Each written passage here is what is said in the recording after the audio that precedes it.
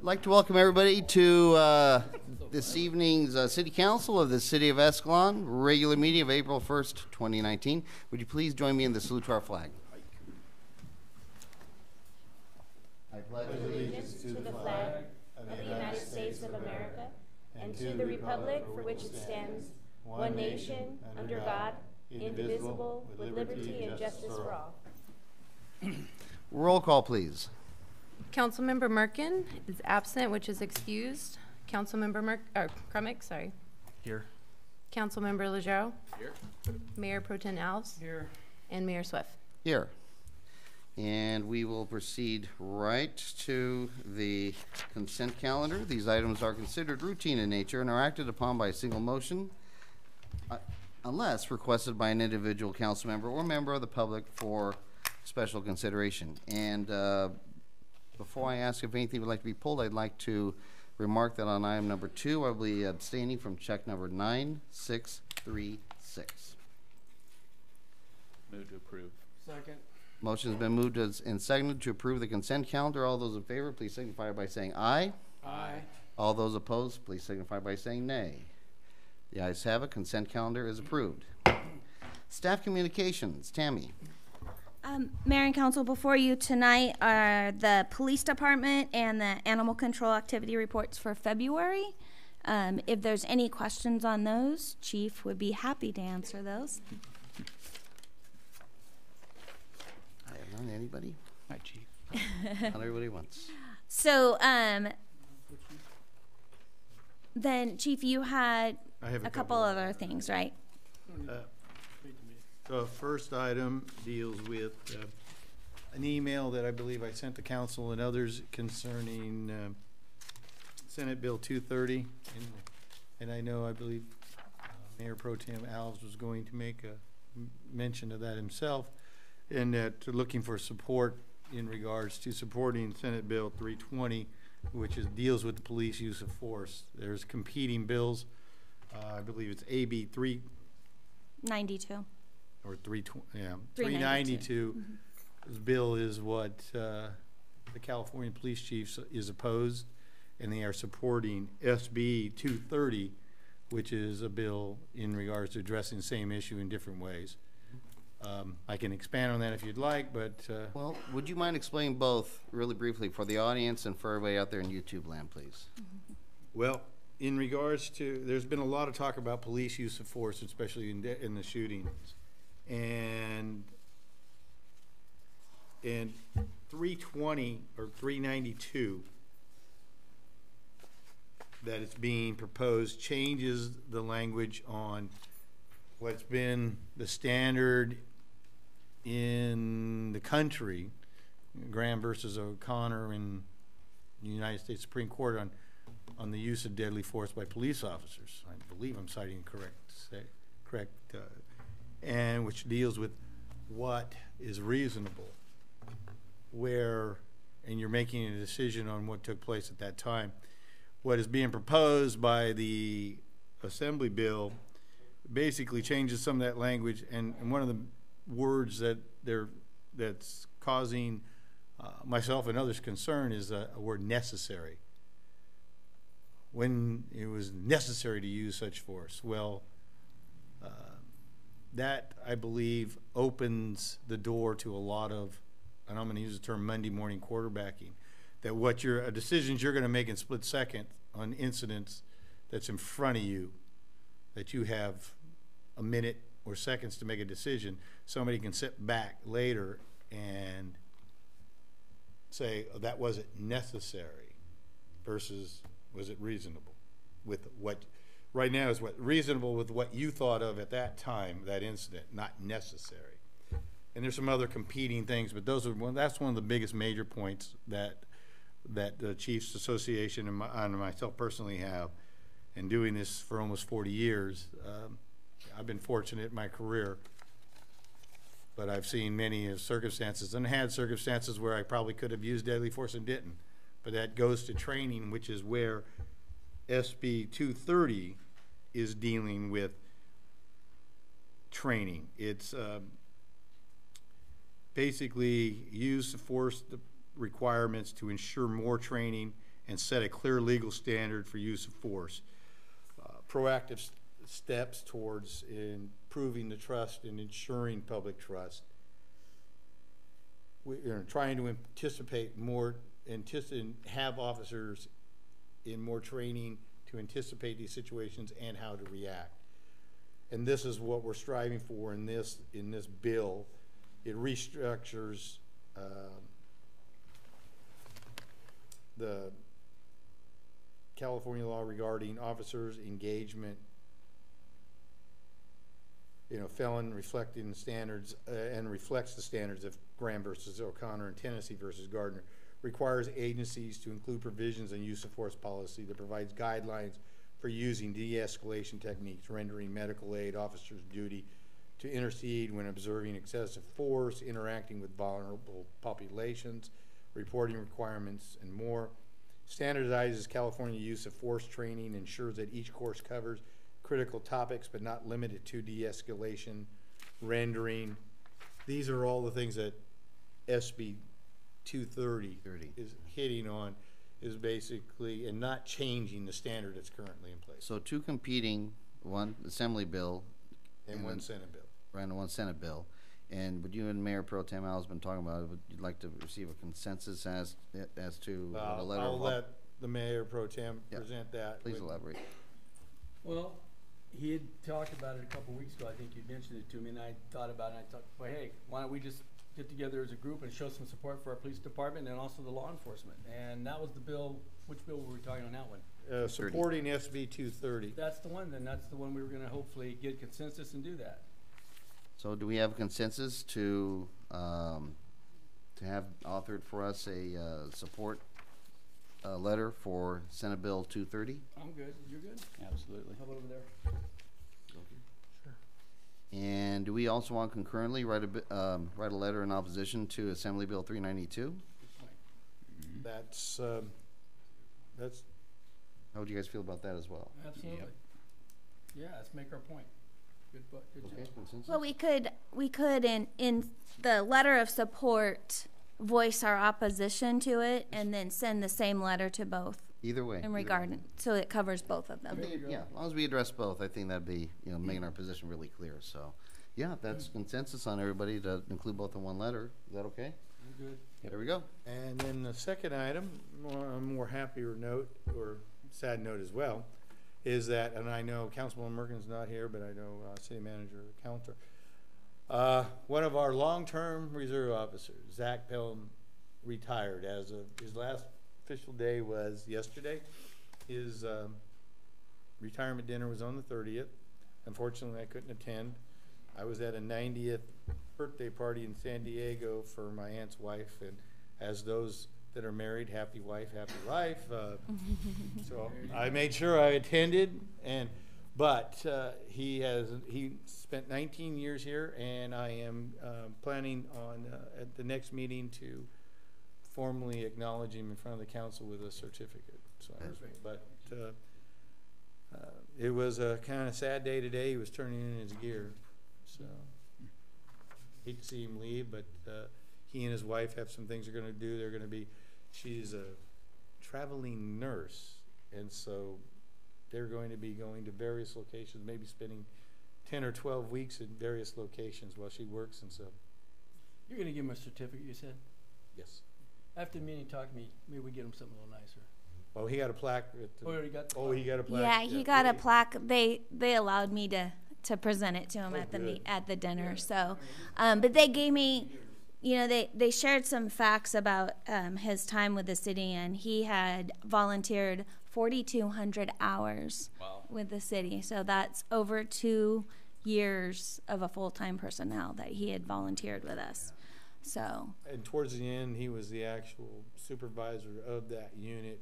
When assignments came up, generally, he was notified that, hey, we need Explorer, or I need officers to work at the community center or the high school. He was ensuring that those were filled, kept track of all the stats of all the hours worked, and provided monthly updates on that.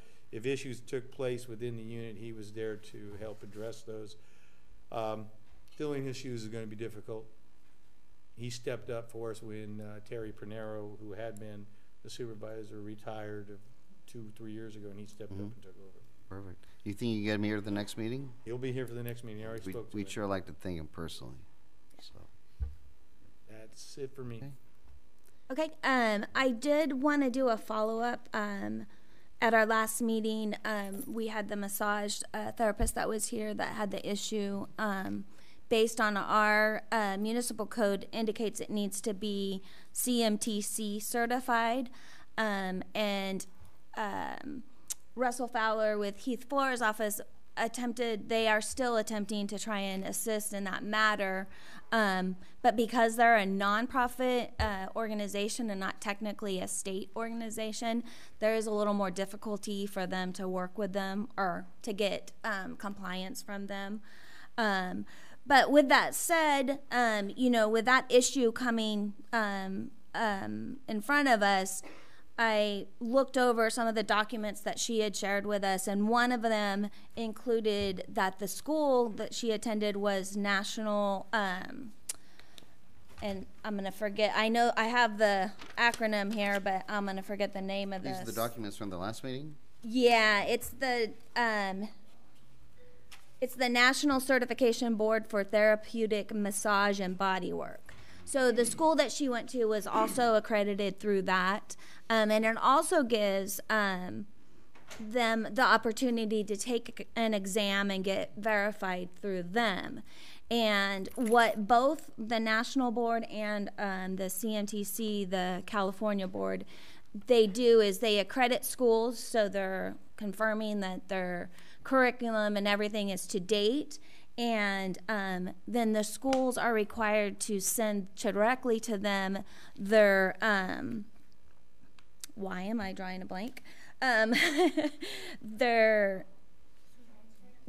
transcripts. Thank you. They send directly the transcripts of the students. So they're confirming that the school hours were put in, the training was put in, and then with the national board, there is an exam that they take. So potentially we could make an amendment to our code that would allow either or.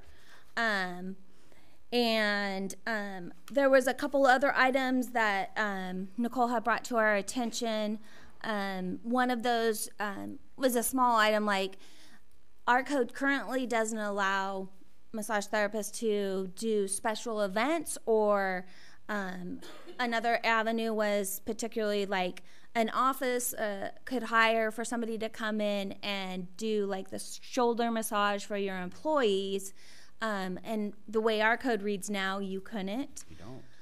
No, because it all says it has to be on site. Now, I did look at Modesto's city code, and they have some verbiage in there I thought was good and might give us the ability to do so, because it's very specific about where it can be done. So that would be something that we could look at if we were to open it back up. And of course, I would want to make sure I've shared some of this information with the chief too. The other thing was the potential exemption for Reiki and reflexology.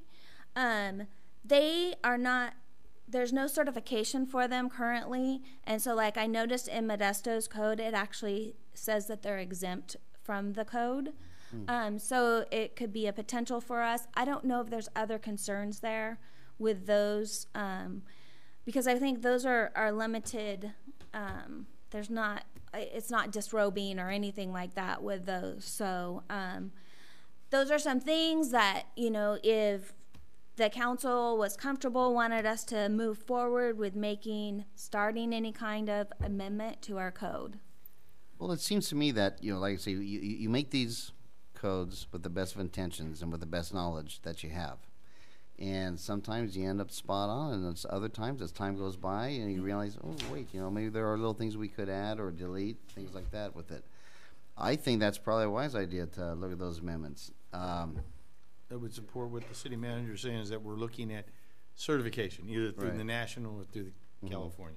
That we're not just allowing without some type of certification from either a national or the California, because we could have anybody walk in and say, I've had these classes, and request a license, and then if we don't have that type of certification requirement, then we're gonna be forced to be looking at those and possibly allowing those operations to somebody that's non-certified, either through the national or through the California. Well, no, I'm a firm believer in certification. I mean, the notion that you just do a background check and you say this person, okay, this person never killed anybody, go ahead. You know, I mean, I've never had a bad massage, and I don't want to have a bad massage. And you know what, if somebody doesn't know the proper techniques, you know, they didn't go to school for it, you can get a bad massage and frankly really mess up your muscles and everything else like that. So I believe in that certification process. You know, hopefully, you know, everybody else does too. It would be great. I don't know how you feel about this, or I think see Nicole in the audience. I don't see Joan Sneed, but it'd be great if they could get involved in some capacity with help on this too. We want to try to get the most. Yeah. National is great, but I got their handbook. You require a license to complete their exam. Mm-hmm. So I'm not in a, now the massage bodywork and licensing examination I've applied for and can go, so I don't know if you want these to see. Oh, I But do have. National, you need a license. Yeah, the 26-page, the national, I'm aware of. Yeah, I did. I What we're did trying to download them. Establish the credibility, not credibility, accreditation form, some kind of a base for accreditation. Correct. So you're gonna pick one or two bodies, or two bodies? Or if we amend it, we could, currently, we only allow those that are CMNTC certified to operate within the city limits. Okay, and If we go in and as the city manager's proposed, look at amending it, then we can open it up to the National Certification Board okay. and And they're both either legitimate- or, They're both legitimate bases for Is- accreditation? as far as we Yeah. can So determine, the yes. national actually is accepted in several states, whereas you know our board, I think, is I'm not sure if it's accepted in other areas or not. But we could definitely meet with Nicole and go over the information, because what I read on the national was if your school was certified, then you were eligible. To apply for a license. Yeah. Right. It requires a testing process, just Yeah. like contractor's license or anything else. Well, but that was my thought. You know, if you could do something like that, and I hate to volunteer you, Nicole, or I really hate to volunteer Joan, who's not even here, but you'll ask people from the specific industry also trying to craft, and we'll get this as close as possible to exactly what we need. What does the rest of council thoughts? Sounds good. Thoughts? Okay, can we Okay, go on that so we'll- path then? Yeah, we'll work on getting some amendments to you guys. Perfect. Thank you very much. Anything else? That's all I have. Nothing else. Okay. I just had one item that I Yes. just wanted to update the council on. Over the years, we've been receiving money through the Cal Recycle grant, either through the state of California, through San Joaquin County. We use that money annually to provide assistance in taking care of recycling efforts. Like over the last few years, if you see the trash containers that have been putting located at parks and public places with recycling and green waste and that type of thing. This year, as a part of our outreach efforts and to educate everyone regarding recycling, we went into the schools and we booked a show called Eco Hero, and we did advertise it on the Facebook page. We had a class conducted at both Dent Elementary as well as at the library during the day at Dent. It was, I think it was at ages 1st through 5th grade. And then at the library, it was after school, about 5:30. We had about 10 or 15 kids show up to the first one, and then we had about 15 to 18 kids show up to the evening one. Both really successful. The teachers were really excited about the class. The librarian really enjoyed what the class offered. And it's basically somebody that comes in dressed like a superhero and expressing why we recycle and what you can learn. The kids learned about composting and recycling and separating your trash and such. And it was just, we got a lot of great positive feedback on it, something that everybody was really interested in doing again. We also had some kids that were at the AM program attend the PM program again because they wanted to see it again. So it was exciting. And staff was really thrilled because we like it when the things we do have positive feedback. So they got to attend, and one of them took their kids. And she was just, great program, but now my kid's telling me how to recycle. So Well, And to be honest with you, that's kind of what I'm thinking, you know, that, Yeah. okay, now these kids, you know, they're taught how great it is to sort things out and everything in their own container. And it really sticks with that age. But I'm wondering, what are the opportunities do we have here? We don't have a recycling program, you know, as part of Jilton's program. You see what I'm saying? I mean, you know, I know that our recycling centers in town have, do we have any in No. town? None in town, no. So that's my concern. I mean, they're all fired up now, which is a good thing. And there's going to be, But how can we follow through on that? yeah, there's going to be changes coming in the next few years on the Cal Recycle end. We've been putting a lot of changes into commercial recycling because it's the commercial and multifamily that's been getting the most attention the last few years. Getting the bins out and having them separate their trash and such. I don't recall with Jilton, we just have the one can. I was originally advised that they separate it, but I can't remember if it's what they do anymore. I do remember we had a meeting with them, and they were saying at one point that they would take it up, where they were taking it all in one can and having their staff separated out. I'm not sure if they're still doing that or not. I was But I told that think 6 months ago, yeah. Yeah, but I think we're going to be coming into the next few years where we may have to go back to the separate cans.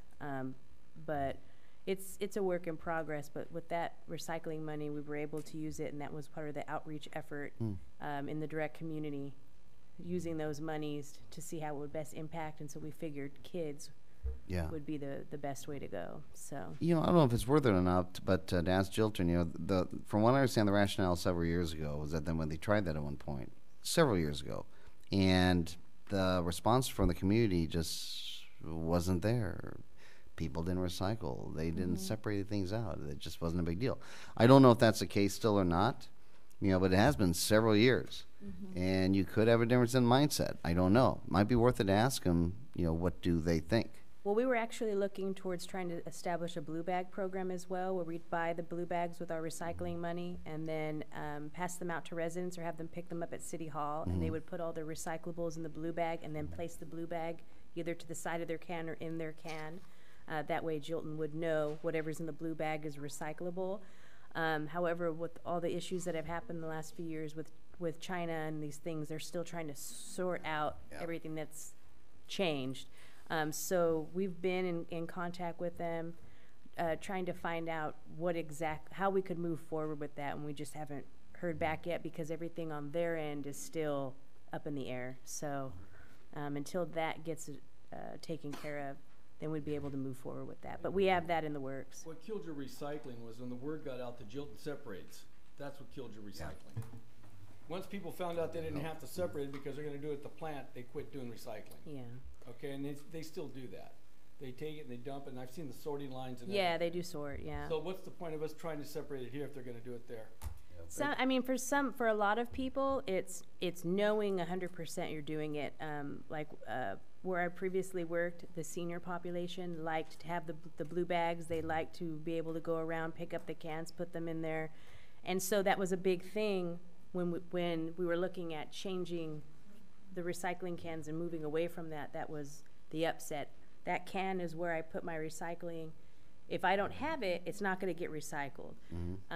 But definitely, if and when we move forward with that, which I'm sure in the next few years we're going to have to move forward with it, there will be education on that and the emphasis to be using it. So Very good, very good. Your program you had at school where you did at the school for the kids on recycling? yes, Why don't we do a program teaches kids pick up paper instead of throwing them down? We got Yeah, that that'd crap. be a good one too. We got that crap everywhere you go in every park, all along the streets. Yeah. Why don't we do that? That makes a I'm hell of a sure lot that more was a sense. part of it as well. Trash pickup, recycling. I mean, I'm sure they went over trash. I didn't get to be able to go to the class, but I'm sure they went over no littering and that type of stuff as well. Yeah, that's irrelevant. Well, I mean, you learn a lot when you're a kid, but then when you become a teenager, your mindset kind of changes. You go through a couple They need phases. to reboot then, maybe. Yeah, Literally. so we all go through some phase at that age. Yeah, that's true. Okay, all done? Yes. I'd like to move on to matters presented from the audience. This time, the public may address the city council on any item that's not on the agenda that is within the authority of the council. We would like to have everybody limited to 5 minutes, please, just because, otherwise it might be a really long evening. I don't know if, Chief, if you wouldn't mind keeping track. However, we would really like to have know what you have to say, so please say it. Feel free to come up, be succinct, but please speak your mind. Kurt Danziger, 389 Noni. This is kind of a question here. The next item is the PACE, wastewater treatment. Are you going to open that up for audience participation? Oh, I would expect so, yes. Okay, I'll address it then. If you weren't going to, I was going to say some things. No worries. Thank you.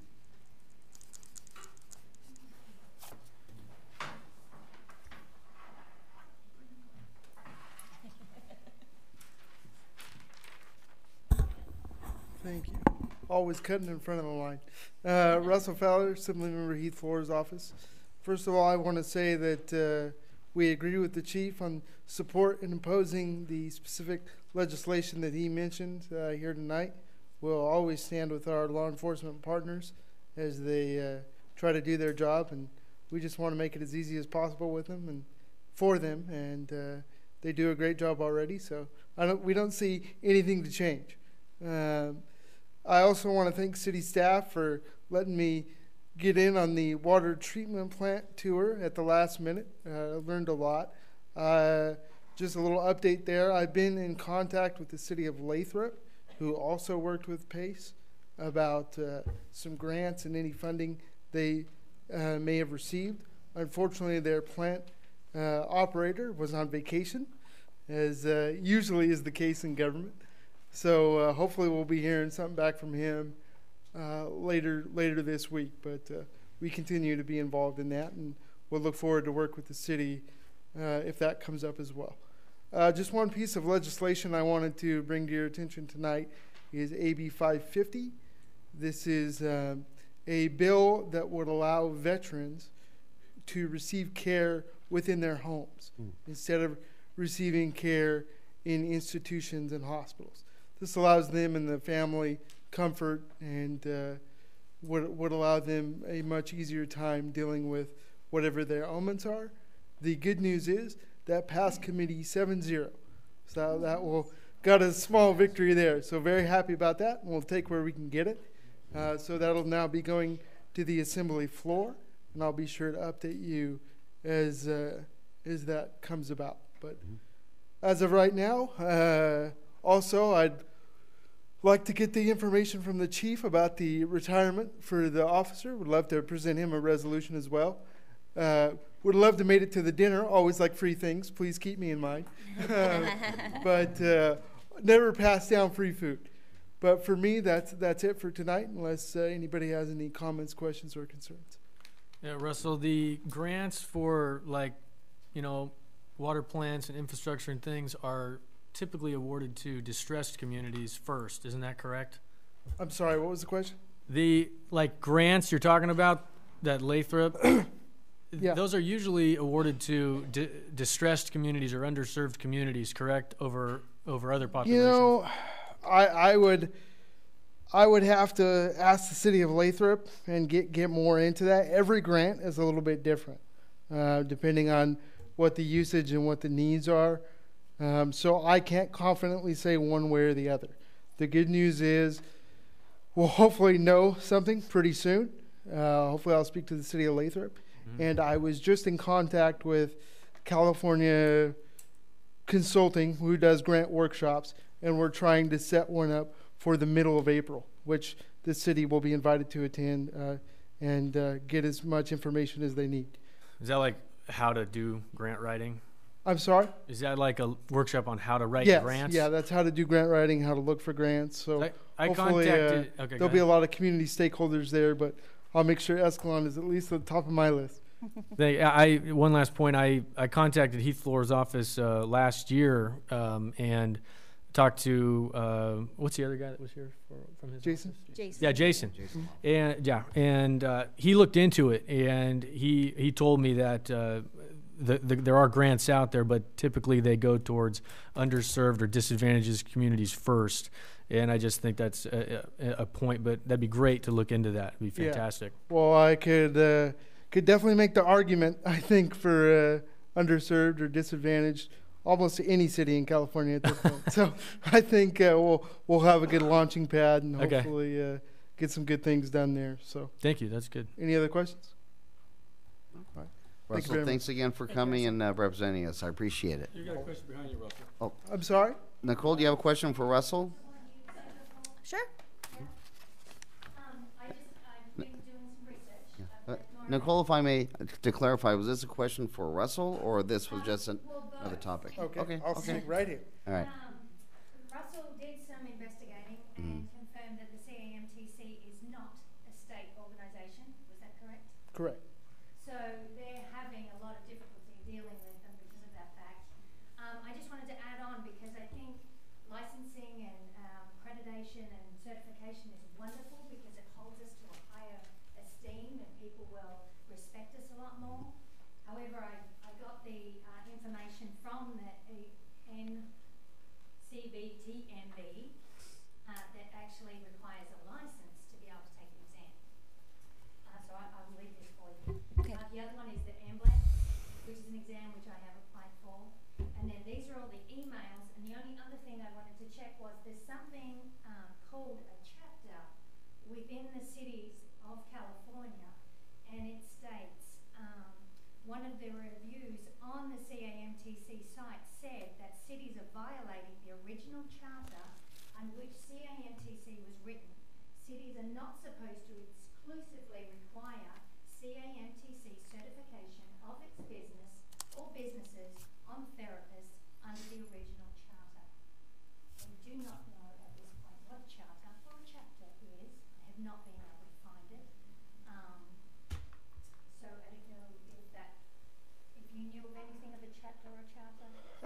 I don't, not at the moment. I'd be more than happy to do some checking. As Tammy alluded to earlier, it's been a very frustrating process for us. I thought it was a state agency. I take full responsibility there. I thought it would just be easy getting a liaison on on the phone and getting that taken care of. Unfortunately, it is not. But we're still working, and we will have an answer, just not maybe as quickly as we had hoped. What I don't understand, Russell, is it's not a state agency, but doesn't it have to have a state license? I'm sorry? Does this organization have to have some sort of certification through the state, like a license, like a contractor or anyone else? You know, It would be in the Department of Consumer Affairs. So my question is, while you're not a state agency, but you're still required by law to have a license, so why aren't we looking at it from that angle? You know, I will be completely honest with you. I'm no longer the caseworker on the case. Our very talented caseworker has it. So I would be more than happy to inquire why they haven't looked at it from that end. But doesn't it make sense? I mean, all these. Well, I don't know that they necessarily have a license. I think it was an established nonprofit board that the legislature enacted to establish this nonprofit board. So the legislators are the ones that created it, so they should have some kind of control over it. They set it up as a nonprofit, and yeah. Theory. It's a nonprofit, regardless, it's still gonna have certain charter things that they have to follow, and that charter was probably created at the time that they were, and that charter was created in harmony with probably the legislators. So it doesn't make a whole lot of sense what's going on here. Right. Yeah, I can't and say that I disagree. It's seems been illogical. frustrating to everyone in our office as we've talked to Sacramento and they've talked back to us and we've talked to Sacramento.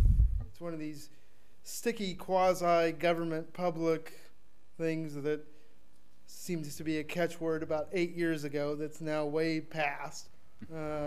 But our best case workers on it, our legislative director is on it. It's something that we're taking very seriously. Well, obviously, we know that the time requirements for Ms. McCracken are very crucial, and we want to make sure that no unnecessary hardship is incurred on that. And unfortunately, as soon as I know something, it will be relayed to her and to you. But I am very confident we may just get, hey, there's nothing we can do. We may get, here's something you can do, but we will get an answer from them. I just don't know when or what it will be.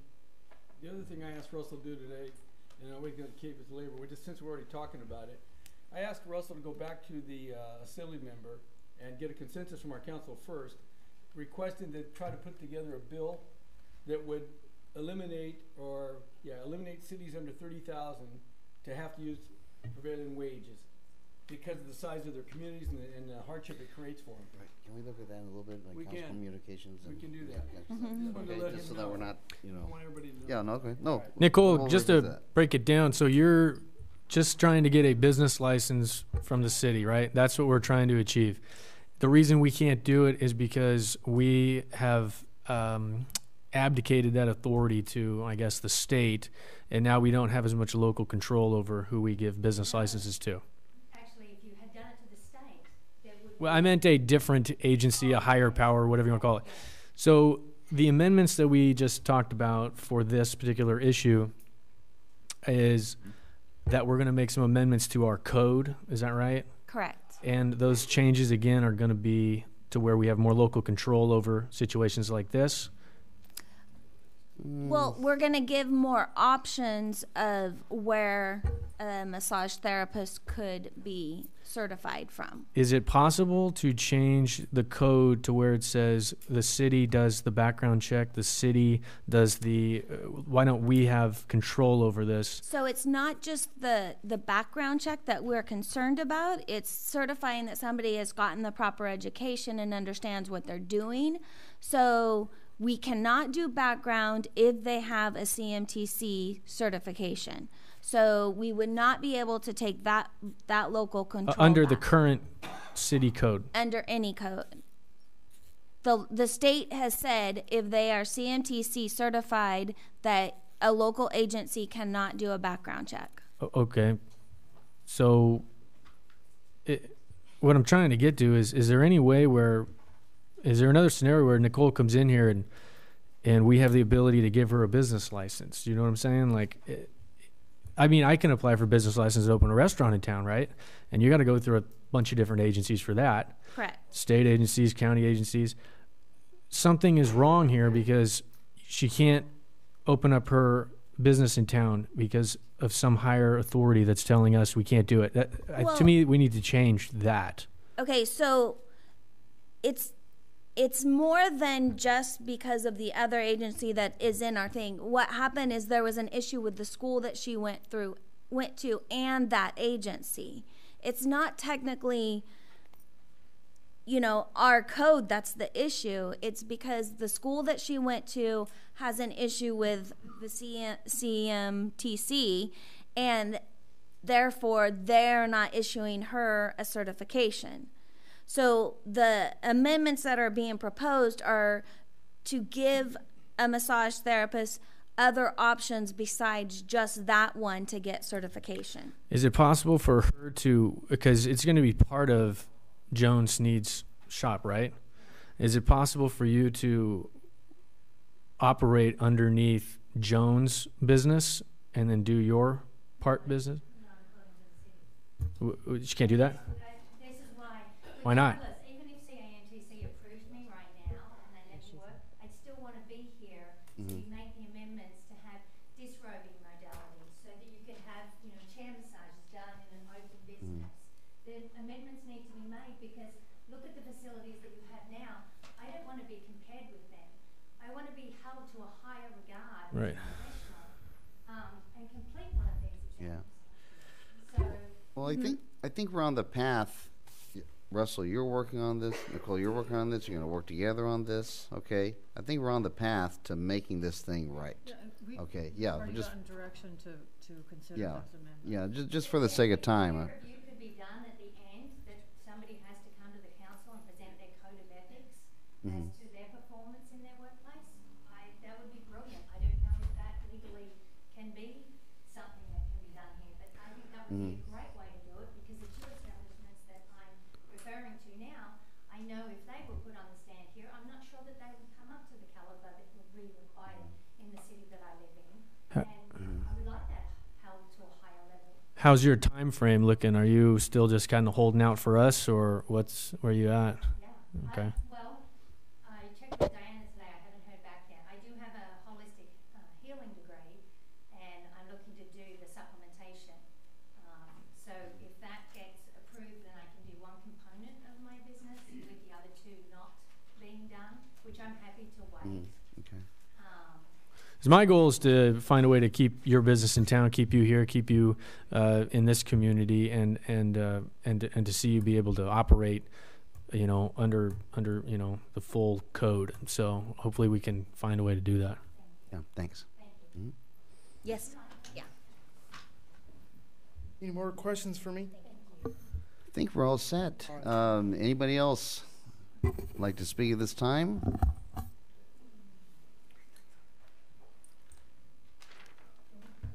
Yes, Danny Fox, 1510 Adriana. I was under the weather, so I wasn't here a couple of weeks ago. But I have a few things. One being, several months ago when I was still on the council, Councilman Merkin asked the city staff to get in touch with Union Railroad and perhaps Caltrans in regards to cleaning up the roadways from Brennan coming into town. I don't know that there's what happened there. If there was any answer at all. I think the debris and stuff is out there. The reason I'd like another letter in the city council to approach Union Pacific and Caltrans is that I was worked with Jason with Heath Floral's office in the hopes that if they clean that up, I can get a Caltrans wildflower mixture, as you see along Livingston Freeway and 99 on the on-ramps, the off-ramps, entrances into the city.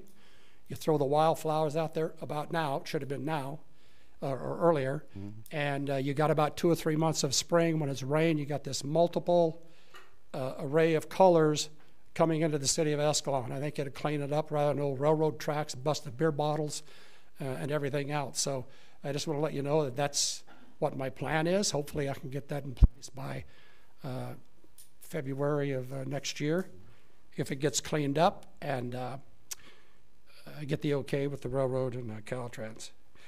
Second item is that some council members or staff or citizens may have went by about a month or two ago, the high school softball team. They were setting up some portable fencing to rope off, basically to give the batters a sense of what a home run is and where the outfield is. Well,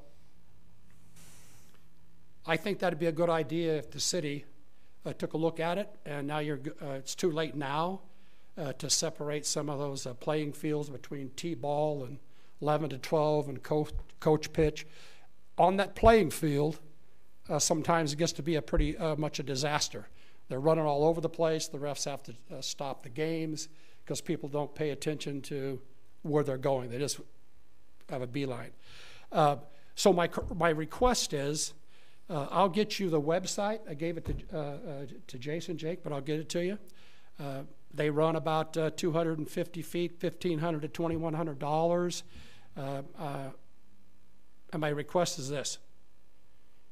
In your budget process through the recreation department, if you just set aside, take a look at that, and purchase that fencing to separate those kids out there playing, and it's really nice looking. Did you see it, Jake? Yeah. So that's my request on those two issues. Yeah. Tammy, is this should Andy be talking to the rec commission as well, or are we okay with this venue for him to be talking about this? No, because the city technically does the budget side of it. Perfect. Continue. Knowing the Recreation Commission, with all due respect, Mayor Swift, I don't know that they purchase much of anything. Yeah. Okay. It comes through the city rec department, correct? Yeah. Like Tammy just said. Yeah. That's there we go. Perfect.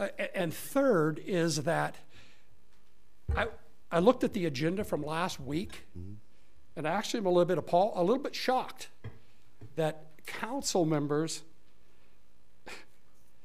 are saying that they're trying to save the city money, and I got out of the minutes that you're taking a look at the 5th year of the water rates, that there could be a movement not to burden the citizens for another 218 proposition to increase the rates for 5 years. Now, if I'm not mistaken, former Councilman Haskins on 2 straight years wanted the council not to rescind that, not to go back to square one, and to stay with the 5-year increase. When we finish next year at the 5th year, correct me if I'm wrong, the city will have only created and gained 50% in the above in the whole what they were 5 years ago. Follow? Mm-hmm. So if those rates don't continue to increase on a projected level like this, then we're not getting anywhere. I think it's a surprise that why would you want to just stop or entertain us stopping to save the citizens paying when at the end of the 5th year we're still in the hole? Unless, Mayor Swift, unless the city is so solvent that they can absorb that increase over the next 5 years, and they can absorb and pay for the water issue come due in 2020, 50 gallons per day per resident, or if the city is so solvent that they can take care of all those issues and still pay their bills.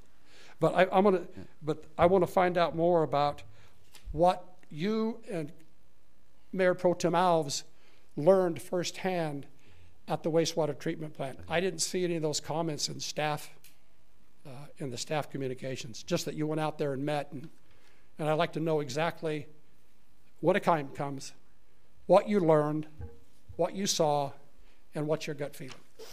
Thank you. If I may bounce off that real quick, we do have a water rate study later on this year, Correct, yes. Mm-hmm. and we're going to look. Well, and it's see in the where we're at. process right now. Right.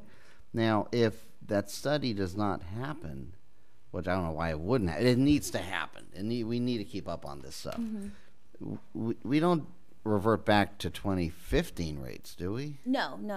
Okay. But I think what he was indicating is that even at this last rate, the study only showed us to be at a 50% reserve of where we should be. Right. No, we're not. Yeah, we're not where we should be, so. Yeah. Anybody else before we proceed to administrative matters?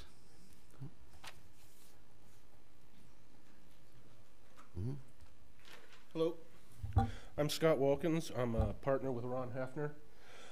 We've approached the council before, and we've been asking for a holistic wellness and cannabis dispensary. When I was here with the large community meeting, I had heard several issues that the community brought up, and I wanted a moment to address some of those.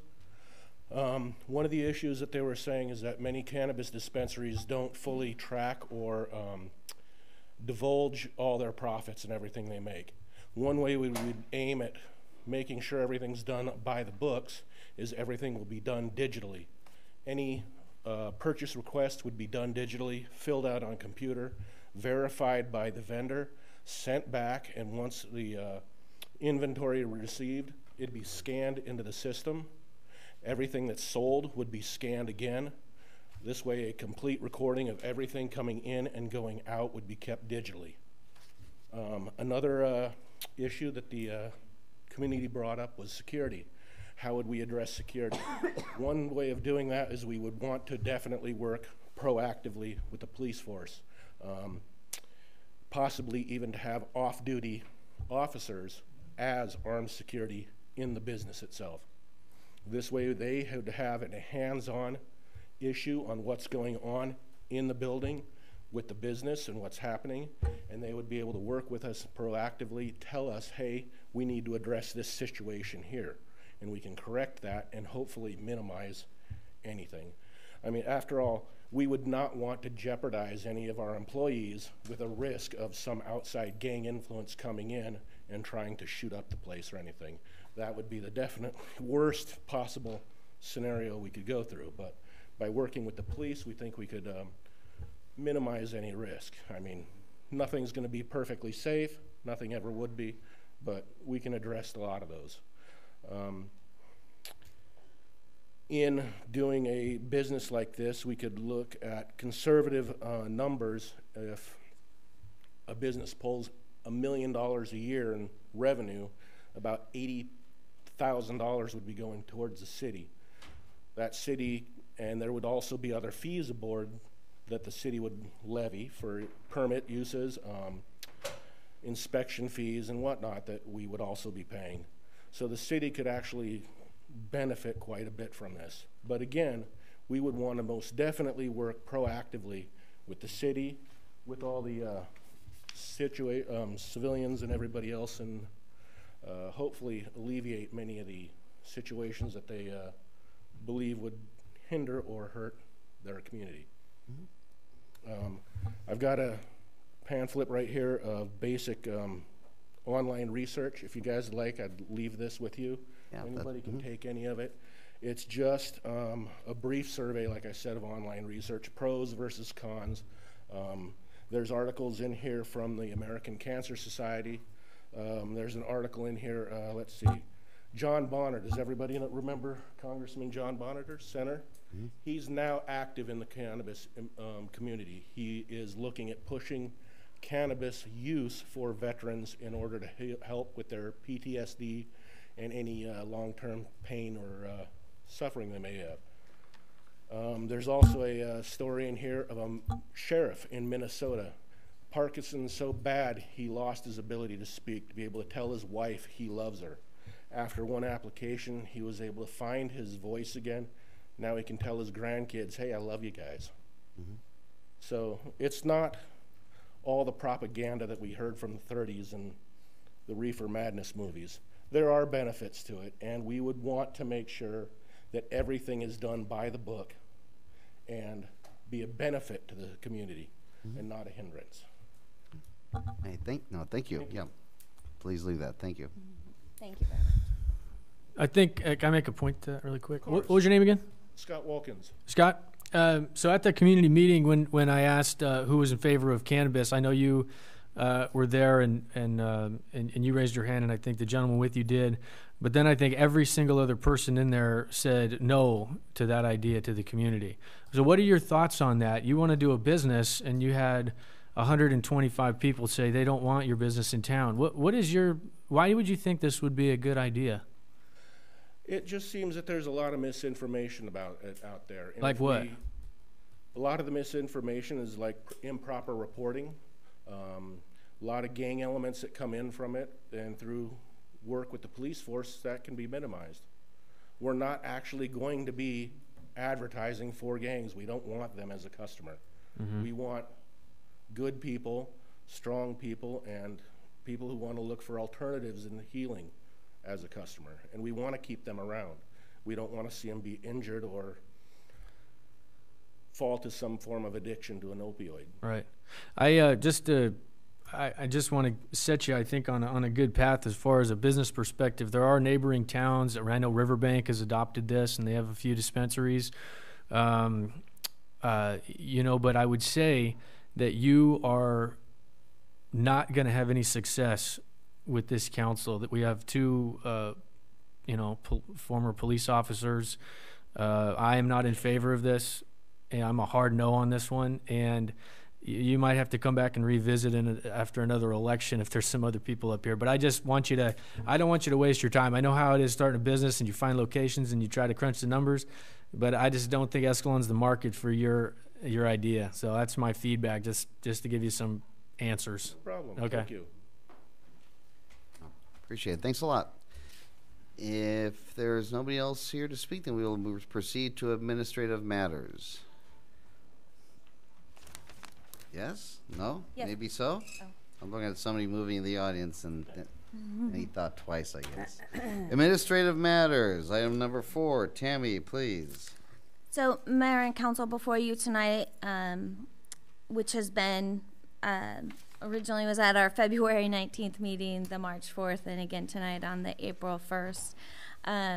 We did put out, based on direction from the council, we put out an RFP for proposals to conduct a study at the city's wastewater treatment plant, which would potentially outline an avenue where we could do some annexation and some growth for maybe 10 to 15 years. And we did have to put it out twice. We initially put it out in June of 2018, but we didn't receive any proposals. So it again was put out in October of 2018, and we did receive back 5 proposals. And those costs ranged from $69,000 to $142,000. The scopes of services included all necessary analysis and documentation to develop and support a comprehensive study of the potential options for increased capacity at the wastewater treatment plant. And they were based on the following: the criteria, the consultants team proposed scope of work, its demonstrated understanding of the proposed project and the Escalon community, and its demonstrated ability to successfully complete the project in a timely manner, the consultants team's past experience and results with similar projects and feedback received from references checks made on the consultant, the quality and experience of the project manager and key staff persons who will be working on the project on a regular basis, the consultant team's proposed fees and costs for the engagement and ability to deliver the proposed scopes of services within their proposal, the consultant team's ability to meet the city standard, contract, and insurance requirements. Staff interviewed PACE and KSN in January of 2019. After the interview, staff followed up with references from other projects completed by both firms, and we visited the Lathrop facility that was completed by PACE. Our staff, contract engineer, and operator have all agreed we would like to proceed with the proposal submitted by PACE. The cost of that proposal is $72,180 and has been included within the mid-year budget. On March 15th, after the last council meeting, we did plan and conduct a meeting at the wastewater treatment plant that included the representatives designated from Mayor Swift, Mayor Swift himself, Mayor Pro Tem Alves, 2 planning commissioners, a public attendee, the contract operator, the industrial users, city staff, representation from Heath Flora's office, and representatives from PACE were all there. There were discussions regarding the current operation issues with the current methods of operations and discussions of some potential options for improvements at the facility. Based on the meeting, staff felt that the meeting addressed concerns previously voiced and other major factors of conditions were conveyed to the consultants. PACE representatives were unable to make tonight's meeting and already have another meeting scheduled for April 15th. So if the contract's not awarded tonight, it would need to be, and they wanted the consultants to appear, it would need to be the first meeting of May. So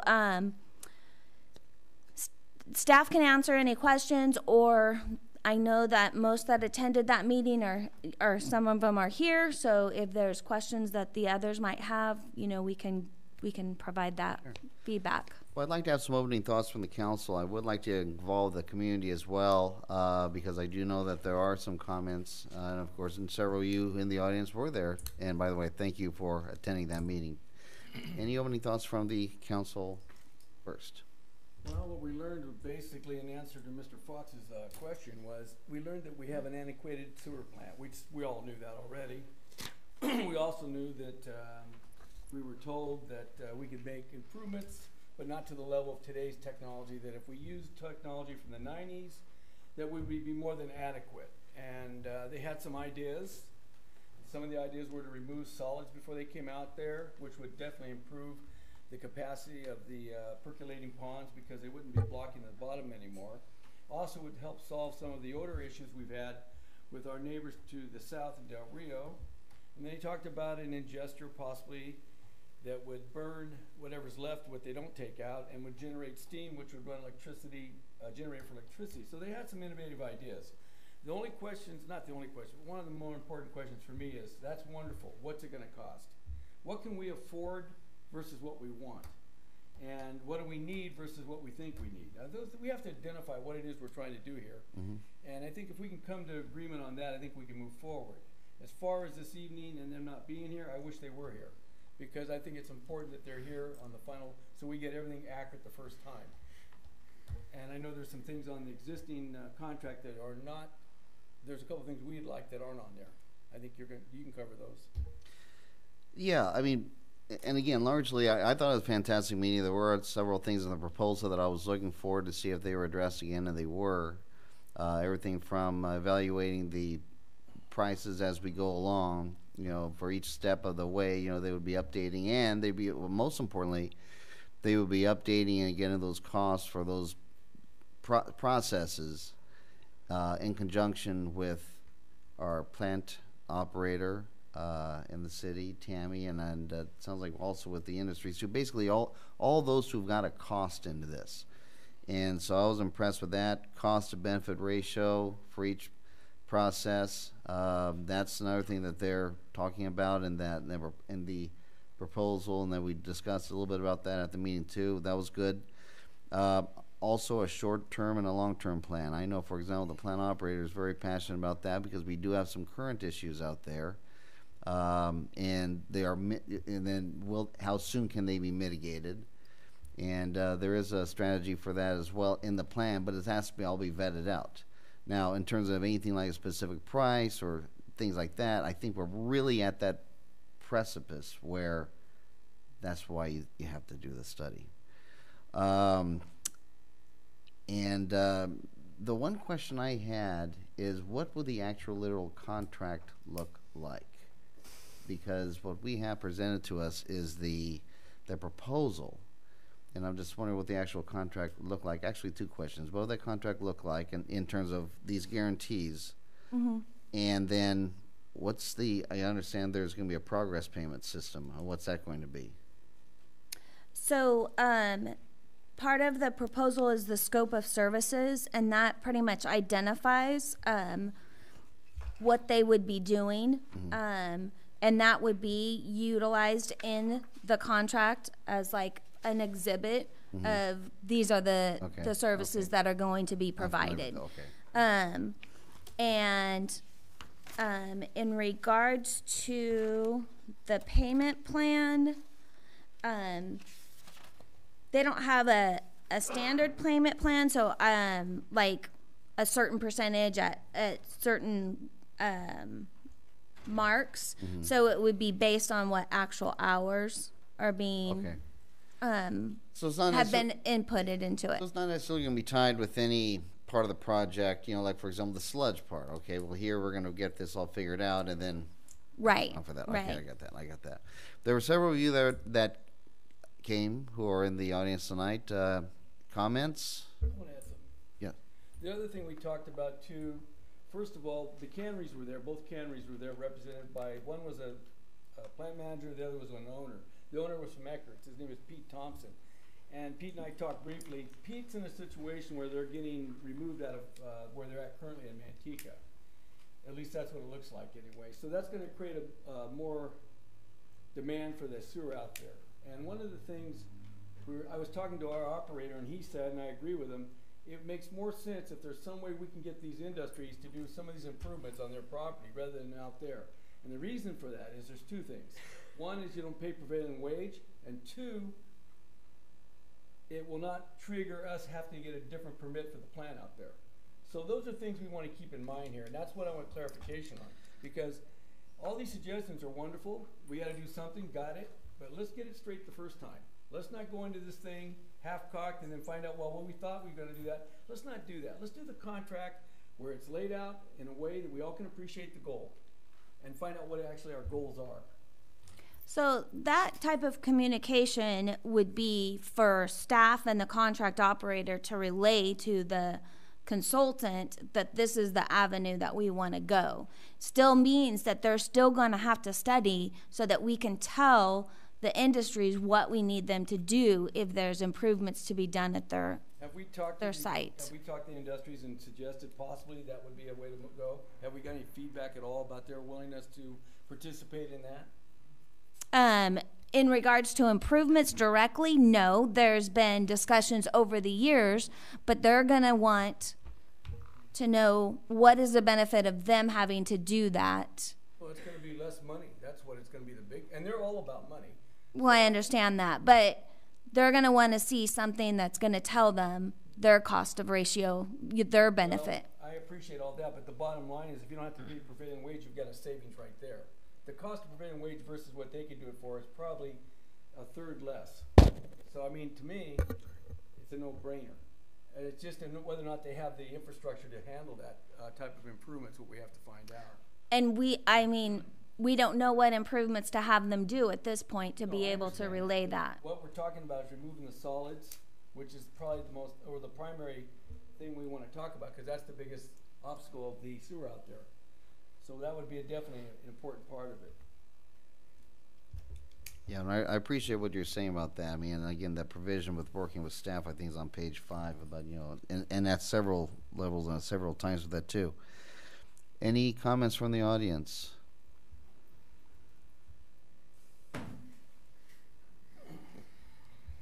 Yeah, Kurt Danzer again, 389 Noni. Several things.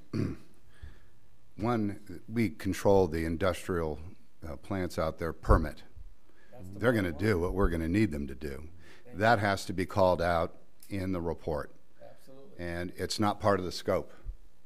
So it needs to be included in the scope. They're at least a 50-50 partner in this, so we shouldn't be paying $72,000. We should pay $36,000. They should pay the other $36,000. Agreed. From the meeting. Hey, before you go on, Kurt, I think we asked that question at the last meeting, and there was a division of that $72,000 between the industrial and. Because this proposal was originally spurred based on annexation, but it makes sense that you evaluate the whole plant. The initial split has been set up as 60% for domestic and 40% for industrial. I have a question for you. If this thing was spurred on annexation, what do we do with approximately 30 acres we already have in the town itself to develop? Well, that's what part of this is to evaluate where we are at currently. That's not annexation. That's all internal. So part of it was to where we are at currently and where we could potentially be in 10 to 15 years at that plant. We currently, I think you mentioned we have approximately 100 to 120 EDUs. 150 to 200. 150 to 200 EDUs. And this year we built 25 houses approximately, I think, or 20 something. Is that what we're building? Once Westwood Country's completed, we'll have about 25, 25. And then the 4 or 5 years before that, how many did we build? Originally, we were thinking 3 or 4, but we did forget that Lafferty had built out a remaining 45 in 2012, 2013. 6 years ago. Yeah, about 16 years ago. And then between the 6 years from that point to now, what have we built? We had 3 or 4, yeah. But the 150 to 200 estimated EDUs is spoken for if we were to build out the city limits? Correct. Okay, so the vacant properties, how they're zoned, those are all accounted for. Is that correct, or is yes. Is that so we did put together a list of properties that remain vacant in the city, and I put some EDUs to them. There would be we would not be able to do the Liberty Business Park. That would not be able, which was scheduled primarily over at Brennan and 120. Is that in the city limits now? Yes. It is. Mm-hmm. So technically, by the numbers that I penciled out, I believe we were like at 250. Above the 150, or? No, based on the vacant lots in town, we would need approximately 250 EDUs. All right, so when we build out without that property, we're going to be maxed out. We're maxed out at the treatment plant before the 250. No. So we can. So I'm saying right now we would be able to handle 150 to 200 EDUs. As is. As is. So, and based on the vacant properties and estimated EDUs, it would take 250. All right. Well, that's a number you can shoot at. The operator out there informed us that our daily average use was like 0.5 something million gallons, but that it peaks over our permit limit at 0.9 They go No, over our that. permit limit is at 0.9. 0.9. Yeah. Did I say 9? No, but we 0.9. we don't peak. We haven't hit our peak on our domestic flow, but that's what we're permitted to.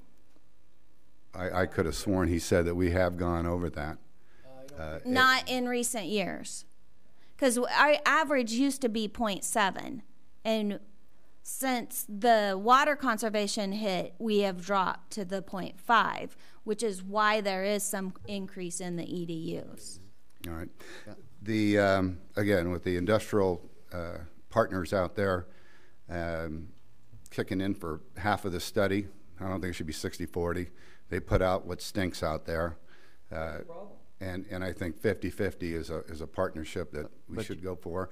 And as Angelo had brought up from his previous experience with canneries, that they do have pretreatment systems out there that they can put in place, and they can help a lot of the solids or whatever creates the biosmells before it gets to the plant. Those are two items there. Kurt, if I may mention to your point about having the split between the city and the industries as part of PACE's scope, I don't know. To me, I would think that between the industries and us. I don't know if PACE really cares how they get paid, as long as they get paid. I think we need to, before we approve this, is get them on board to pay half. And when you're being asked to fund this program, it should be for $36,000, not $72,000. In other words, complete a negotiation with them. I understand your point Absolutely. there. Yeah. And you have time, because what's not included in this report, and they've agreed to, and you were there, is they need to get the flow from these canneries out here to really determine what they're looking at coming into the plant. And so they can't do that till July.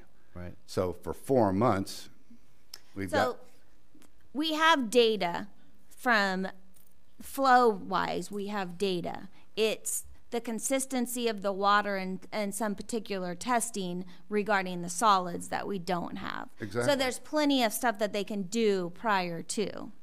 And I don't debate that, but you can't get a report done until you get that information as part of it.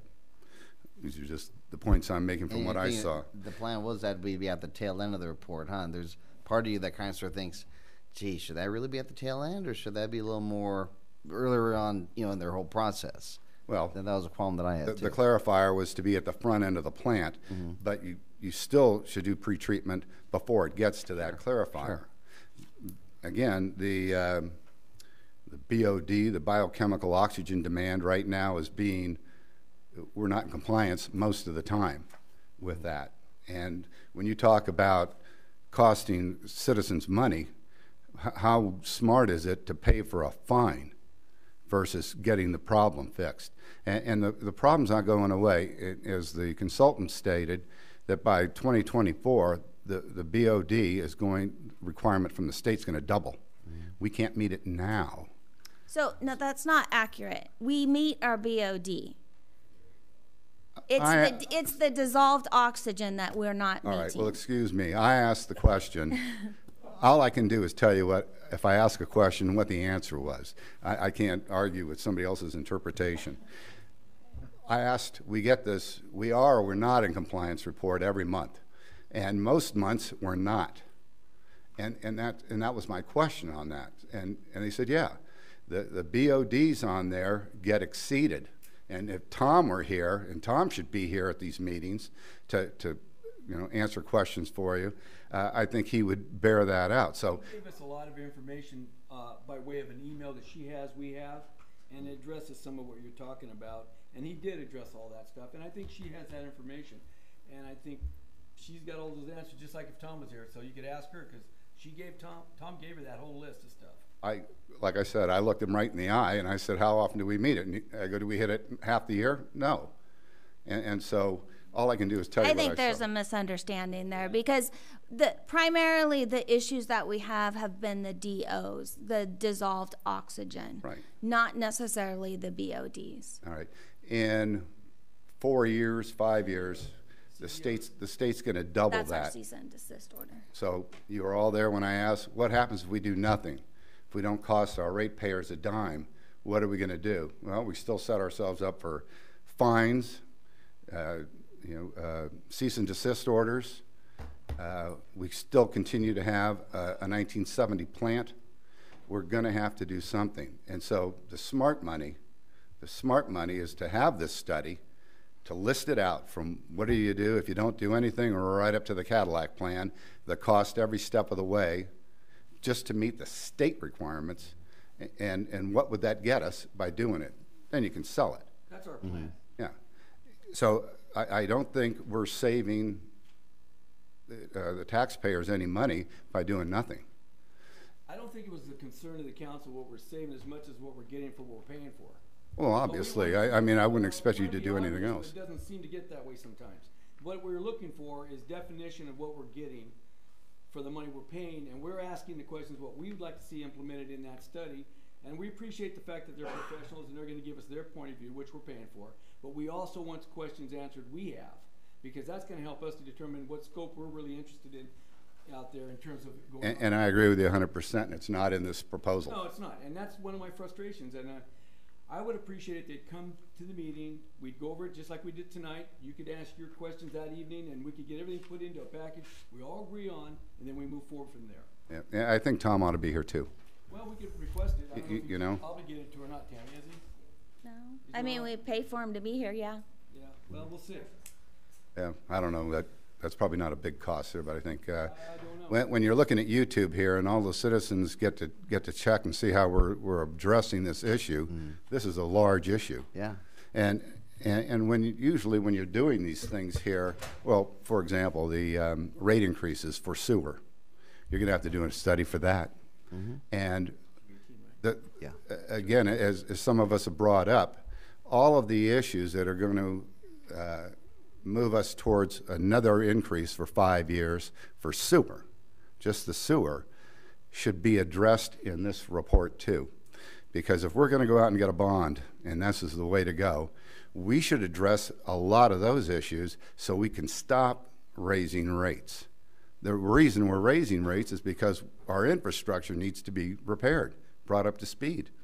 And if you want to kick it down the road, just like people have done in the past, you go right ahead. But people are going to know that that's the situation. Nobody's talking about spending $23 million like Lathrop did. Heavens no. You know, but there's going to be some money there, and I don't think we ought to go into debt over that. It takes away our ability to move and do other services with the city. If we do a bond and we include enough material there where we don't have to raise rates on the ratepayers substantially, you know, I think it'd be a win-win. We're going to have to improve some part of that plant anyway. It's going to have to be improved. And as far as the grants and what have you, Peter's right on the money. I'll just keep saying it. It's the MHI. Every consultant you get up here says the same thing. The medium house income for the city is too high. We're not going to get those grants. So it's either a loan or it's a bond. And I think, honestly, because of the cost of what conceivably it could be, I think a bond's a better way to go, I guess. And there goes my next question, is what has the city done to look into raising a bond? At this point, I haven't did anything on it. I think we're putting the cart in front of the horse. Why don't we get the study done and see where we're at? That's fine, but if we could know ahead of time what it's going to take to get a bond, how do we go about it? Do you know how to do that? Do you know? I do. Yeah, Peter's done some I know research. the general concept of how to do the bond. I haven't went and gotten any numbers together. Or, I mean, unfortunately, you're going to have to get somebody else. It won't be your numbers. It'll be somebody else's numbers, a consultant, right? That's going to be doing that. But you could get theoretical numbers right now. You could say if you got a $5 million bond, your population is this. This is what it would cost. You know, your ratepayers. You know, and scale it. That could be done now. That doesn't need to wait. And I think Peter's going to touch on it later. There is a window here. And, you know, just by saying it's down the road, you know, you could know these things ahead of time. You can have all the work ready to go. And you can make your decision on how big you want the plant or how small you want it, you know, from there. But you have all that information ahead of time. And I don't see why one excludes the other here. And Okay. I want to reemphasize the point that if we don't do anything, and this is the bottom line here, if you don't do anything, you're going to run out of time. Because if you got a bond, that's in 2020. The state is going to raise their oxygen level demands twice what we've got right now. By what, 2024? Is that in your minutes there? They're going to raise the permit. So we are obligated to do something. And I think that the report's obviously a good idea, but we shouldn't pay for it all. And I think that's right. We don't. That afterburner, for example, that's the Cadillac. That generating electricity. I don't know what that thing costs. Nobody does here, but. One of the theories was if we could get enough solids and stuff out at the plants, we could go to Title 22, which would get the water right into the canal. And that would make a tremendous difference for us. And that's the information we need them to put in that report and tell us that. If it's missing that kind of information. I just don't think it's as thorough as I'd like it to be. It needs to be a little more thorough. It needs to be a little more. The report or the scope of work? Because the scope of work is not going to be your report. Itself, the report should identify the scope of work and what they're doing and also what we've asked them to do in addition to that. I think we can do that. And then maybe they could also give us some feedback in terms of the industries doing their improvements versus us doing them, the cost savings either way, stuff like that. So and include the state requirements now and going forward. Well, that's something they may. That should be in that report. That way, it's a complete report, and it gives you a vision of what's happening and where you're at. Nobody here's an expert about that treatment plant. These guys are. So tell us what we're going to be seeing, what we're up against now, what we're going to be up against in 5 years. They seem to know. So where I'm trying to get at is everything that you guys your questions, Tom's questions, your questions, Mayor Pro Tem, within the scope of work that's listed here and itemized and bullet pointed. You feel like none of those questions fit any of those categories, that they're totally different, or how do you feel? Black and white, Robert. I think we need to be out there where we don't have to question what that means. Yeah. We shouldn't have to struggle to understand a contract. A contract should be black and white. It should explain exactly what they're going to do, exactly what it's going to cost, and exactly where we're going to be when we're done. We shouldn't have to struggle to read any of this stuff. Well, that's why typically when you see a scope of work, it's ambiguous. It is ambiguous. It is. I mean, that's kind of by design. I want some pointed facts, so when we go to work with this thing, we know where we're going, we know what we have to do, and if money's an issue, how we're going to get our money and stuff like that. Okay. Kirk, anything else before we move on to somebody else? To answer your question, number A, is the consultant team's proposed scope of work, its demonstrated understanding of the proposed project and the Escalon community. So they need to have all of that we just discussed in this report. And these are generalizations. I can understand that, but it needs to be tightened up a little bit. You have that written down, all those items? It's on the agenda item. I mean, everything that we just discussed. Because these were all good questions. And I know we've probably discussed them about 20 times, and they're still not in any scope of work. So if we do either have a different meeting or something like that, I want to make sure that everybody has their ideas ready to go so that if you want all these itemized things to be included in the scope of work, that we actually do it. Is it possible to approve the contract tonight? And I'm talking. Okay. Excuse me, gentlemen.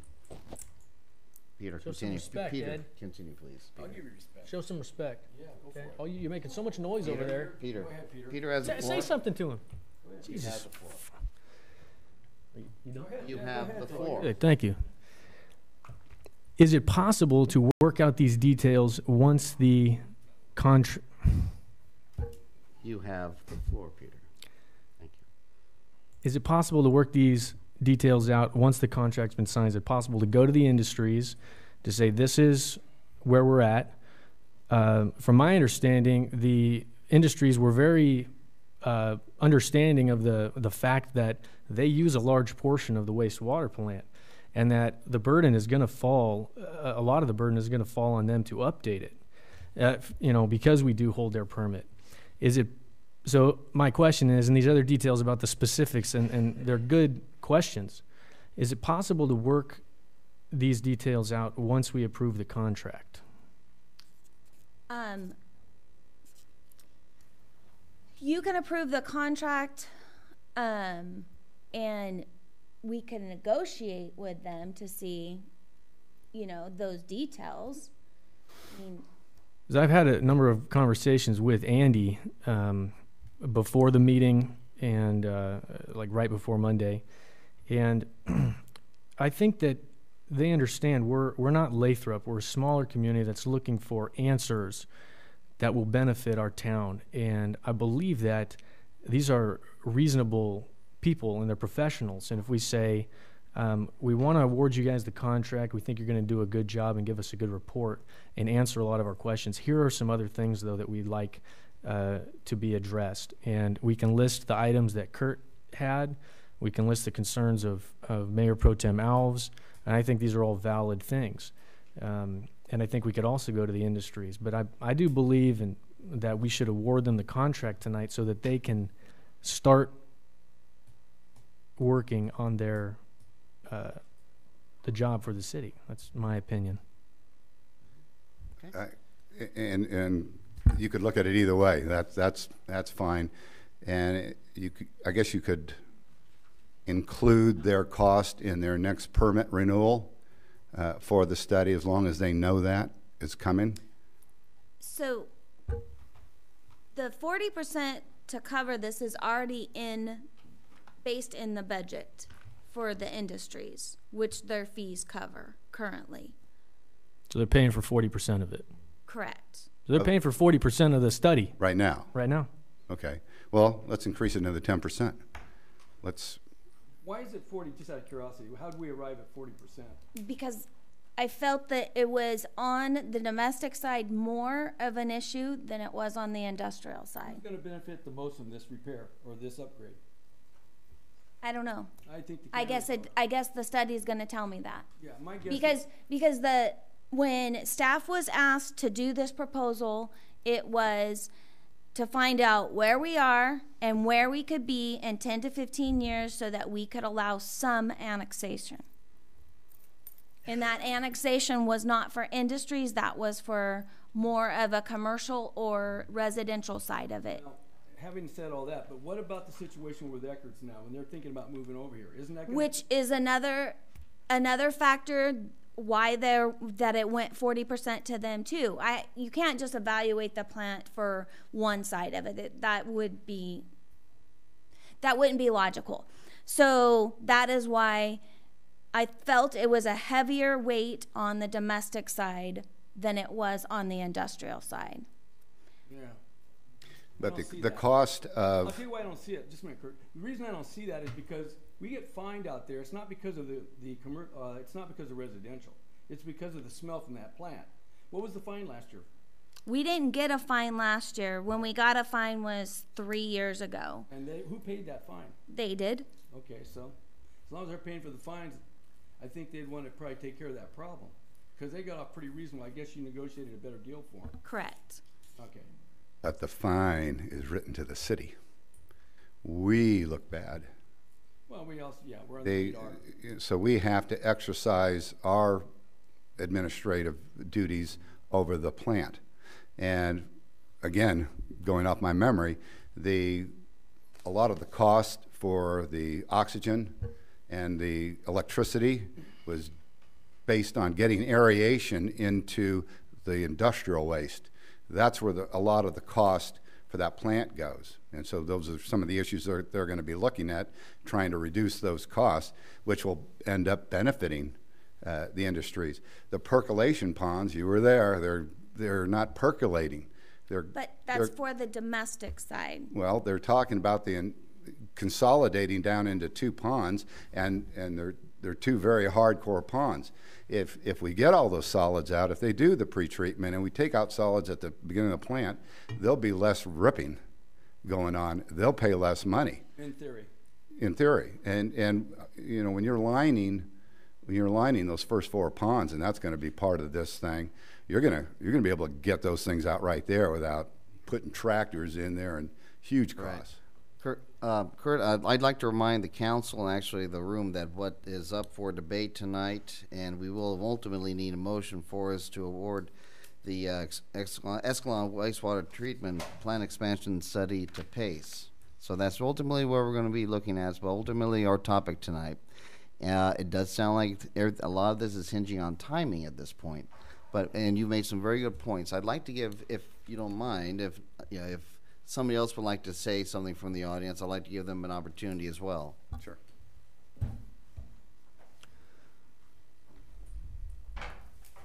Evening, David Bellinger, 1420 Winterbrook. Quick question, I don't know the facts on this, but how do the canneries pay for their wastewater bill? Is it based on gallons alone, or is it based on solids or the BOD levels? It's there's multiple factors. So there's the flow, there's their suspended solids, there's their BOD also. Okay, so are we testing that on a weekly basis during the operation of those plants? They are required to test and provide us with the testing results. We do our own testing down at the plant also. Okay. Daily you do that? Okay. Yeah. Just a question, because I know other cities. And pH. They're required to other test their cities, pH based on also. the BOD level, greatly changes their Correct. Mm-hmm. invoice that they receive on a monthly basis.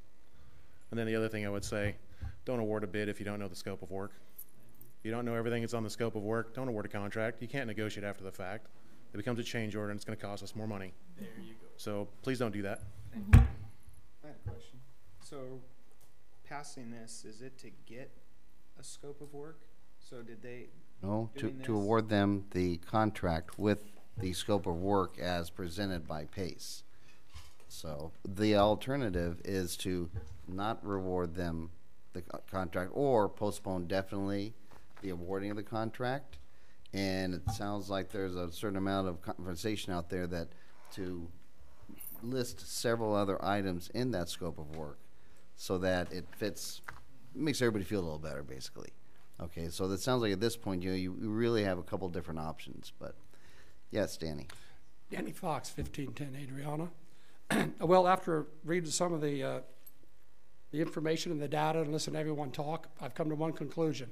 I know what the majority of the council does not want, but I'm a little bit unclear on what questions at this point you have and that you need answered. We've been going over it. There's a couple of things we've gone over already. We talked about the fact that we'd like to know, broken down in different levels, what the cost would be, Danny. We'd like to know what the cost would be at different levels of the improvements of the plant. We wanted to know, what was the other three things? Well, see, a lot of that is in there. But not all of it. But not the way, yeah. Okay. So in other words, you have to pay for the answer, or you have to either. That's not a problem. We're going to pay for the answer anyway, Danny. The point is, we just want everything we're worried about. We want in the contract. So when it comes in, we have it. We know that we've covered as much base as we can. We just think there's a couple loose ends we'd like to tighten up. Yeah, I think so. But you're going to adjust and amend the contract based upon what they. Well, understand? no. What I'm getting here is that a more defined scope of services is what is being desired. Part of the scope is, based on their proposal was that they're going to provide the preliminary cost estimates for 3 of the most preferred systems, the permitting constraints, the odor profile description, environmental impacts, potential for unused land scale, provide future design criteria for both types of discharges with consideration of future phasing. Aeration oxygen requirements will be identified. Electrical load and backup power will be identified. Equalization and emergency storage will be quantified. Additional capacity requirements will be examined, and cost to benefit ratio provided for biosolids energy production will be costed. All of the information will be provided in a preliminary master plan document, draft version 1 with 2 revisions, pending city comments and responses. And so in that contract, based upon those 3 scenarios, they'll answer the questions. Hopefully.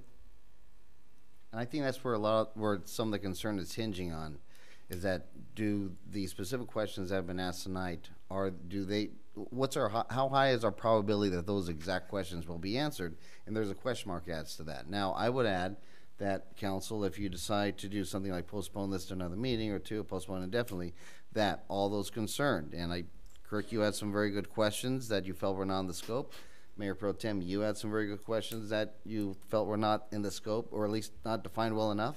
I would highly recommend those exact questions be written down, given to Tammy, so that they will be included in the scope of work. In other words, if we're going to craft this exactly how we want to do it, based on these concerns, and they're valid concerns, then you've got to, instead of just reciting them over and over again, get them in writing, get them to Tammy, get them in the scope, and let's come back. Let's get it done right the first time. That's what we're trying to do Yeah. here. Well, along that line, I would suggest that you take a strong and hard look at industrial. Oh, yeah. I understand that industrial, that domestic and this and that, and industrial's fine, but I can tell you, and when Kraft tells Escalon Packers to increase their output and increase in profit 15%, I doubt if they're going to call the city council and say, hey, guess what? We're going to double and triple the stuff that we're sending to you and now we got it, the city has it down there to take care of. So I think it's very good. They should be right away, tomorrow, that they should be getting a plan together to take care of their own solids. I totally agree. And if that's done first, maybe help the pace out a little bit in the outcome. Well, it's going to change the scope, and it's also going to change the price, Yeah. because you're alleviating a lot of the problems right there. Yeah. Last, and I'm finished. You started this process February 15th, and here we are, April the 1st, and now it's time to either make a decision or not make a decision. Many of us know that we get tired of government, big government or little government. In 1990, Congress passed the Immigration Reform Bill, and in 1995, Bill Clinton appointed Barbara Jordan to chair that Immigration Reform Commission. After 2 years and 18 meetings and all of the input, they proposed it to to Congress in 1997. And you know what they did with all of that hard work after being selected by President Clinton, receiving the Medal of Honor from President Obama? Zero. Do a lot of studies, do a lot of work, but never get the thing in sight and pull the trigger. And so I hope that on this particular issue, get the answers, questions, move on, and take care of the problem. There is a timeline. Now, whether or not it's the cart before the horse, you have till December of next year to get anything on the ballot. So if they can't get in there to see what it's going to be really like until June, July, or August, that's a timeline. Yeah. Yeah, so you got to start somewhere. Thank you. Thank you, Danny. Let's go ahead and bring this back to council. Are there any other thoughts? Again, I would like to have a motion sometime tonight, one way or another, please. Okay. It seems to me that even people that were at this meeting and met to discuss this are not necessarily in agreement with what came out of that meeting. There's clearly an issue with the scope.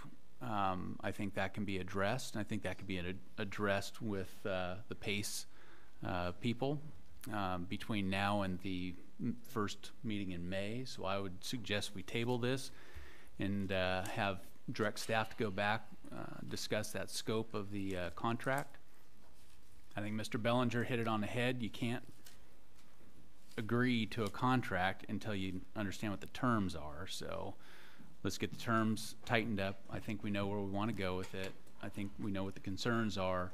Get that in place and bring it back that first meeting in May with the PACE people here, and we can wrap this up. So do you want to table it or postpone definitely to the first meeting in May? Table it till the first meeting in May. Table's a 2/3 vote. That's what I'm asking. Okay, postpone it. just saying. Postpone the vote. So, Robert's Rules of Order, I know. I have discussion.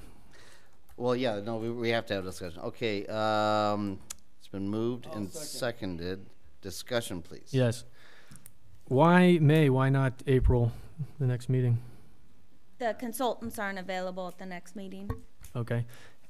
All these questions, and there's like 4 of them, all of, 4 or 5 that we want in the scope. How come these weren't asked by everybody in between now and then? We've been talking to Pace for months, right? When did we first start talking to Pace? 2 months ago? 3 months ago? January? January?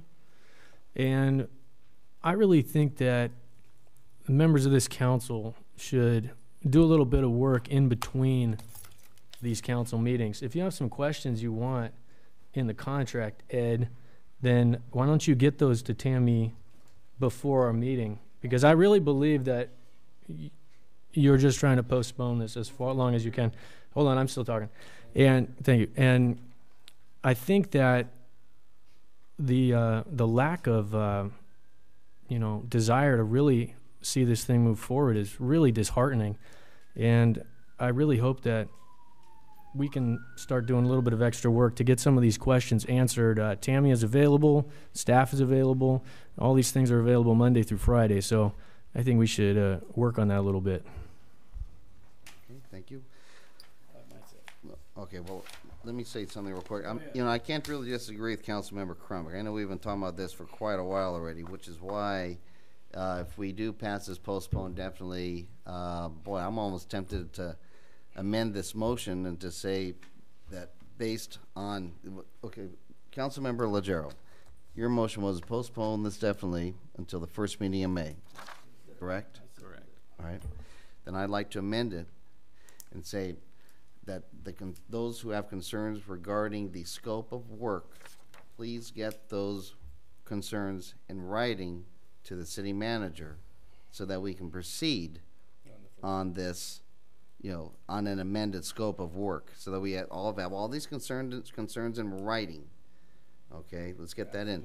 So that's my amendment to the, and I would need a second to that. All right, I'll second it. Yeah, Okay, unless you don't want to accept the amendment. I accept the amendment. Okay, all right. And I would amend your amended motion. Oh, boy. Get Tommy here too at that next meeting. Please, he needs to be here. No. Before you vote, the consultant took a ton of notes while we were there, and I'm sure he took all of the notes that we just brought up. I'm hoping so, Kurt. So I think staff needs to go back and check their notes with them. Yeah. And I think that'll help. Yeah. Okay, but the fear is that if we miss something, that we're going to be back into this boat next meeting. So if you can get your concerns to me, it would be greatly appreciated so that I can make sure that everything that you have mentioned has been covered. I think I have it all, but then if I miss something, then we're going to be back in this boat again, postponing this. Yeah. Can I also amend it in saying I want there to be a vote on this next in the first meeting in May? I want to call for a vote and not another postponement. It's a yes or no on the May first meeting. That might be a different motion. That might be a different motion. Okay, well. Yeah. Let's finish this.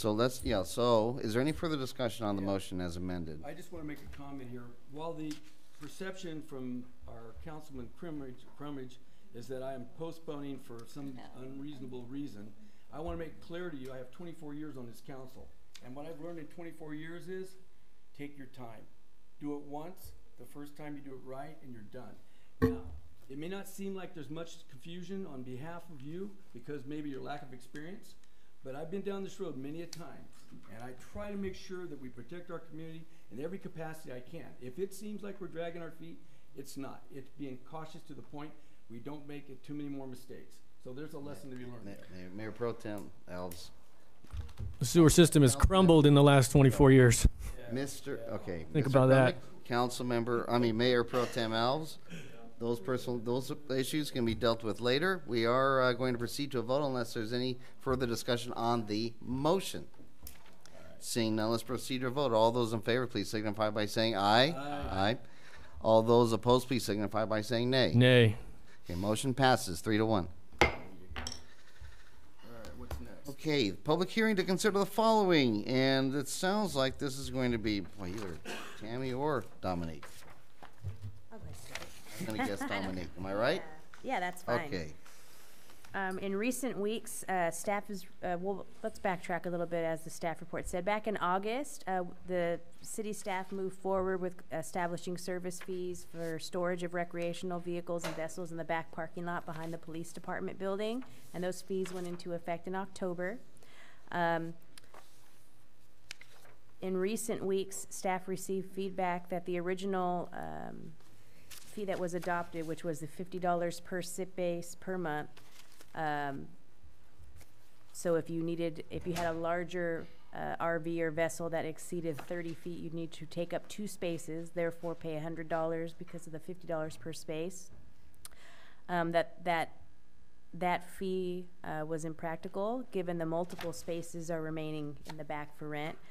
So council did at not the last meeting, but the meeting before, give support to move forward with a revised fee schedule that would address that concern. In the event that spacing is available for rent, we would give a $75 rate.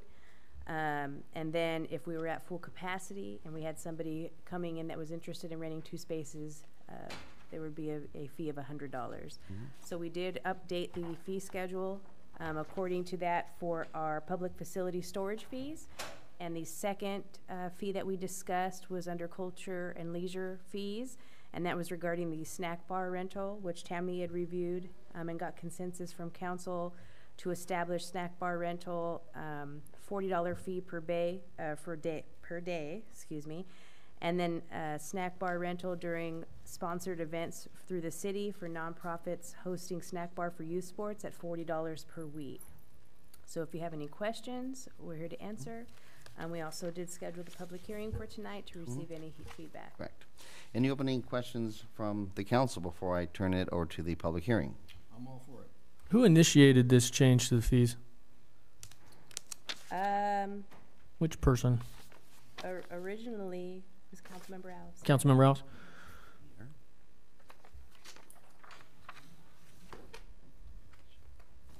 Since this is a public hearing, I'd like to open it up to the public now. Anyway, if you'd like to speak on this issue, please come forward.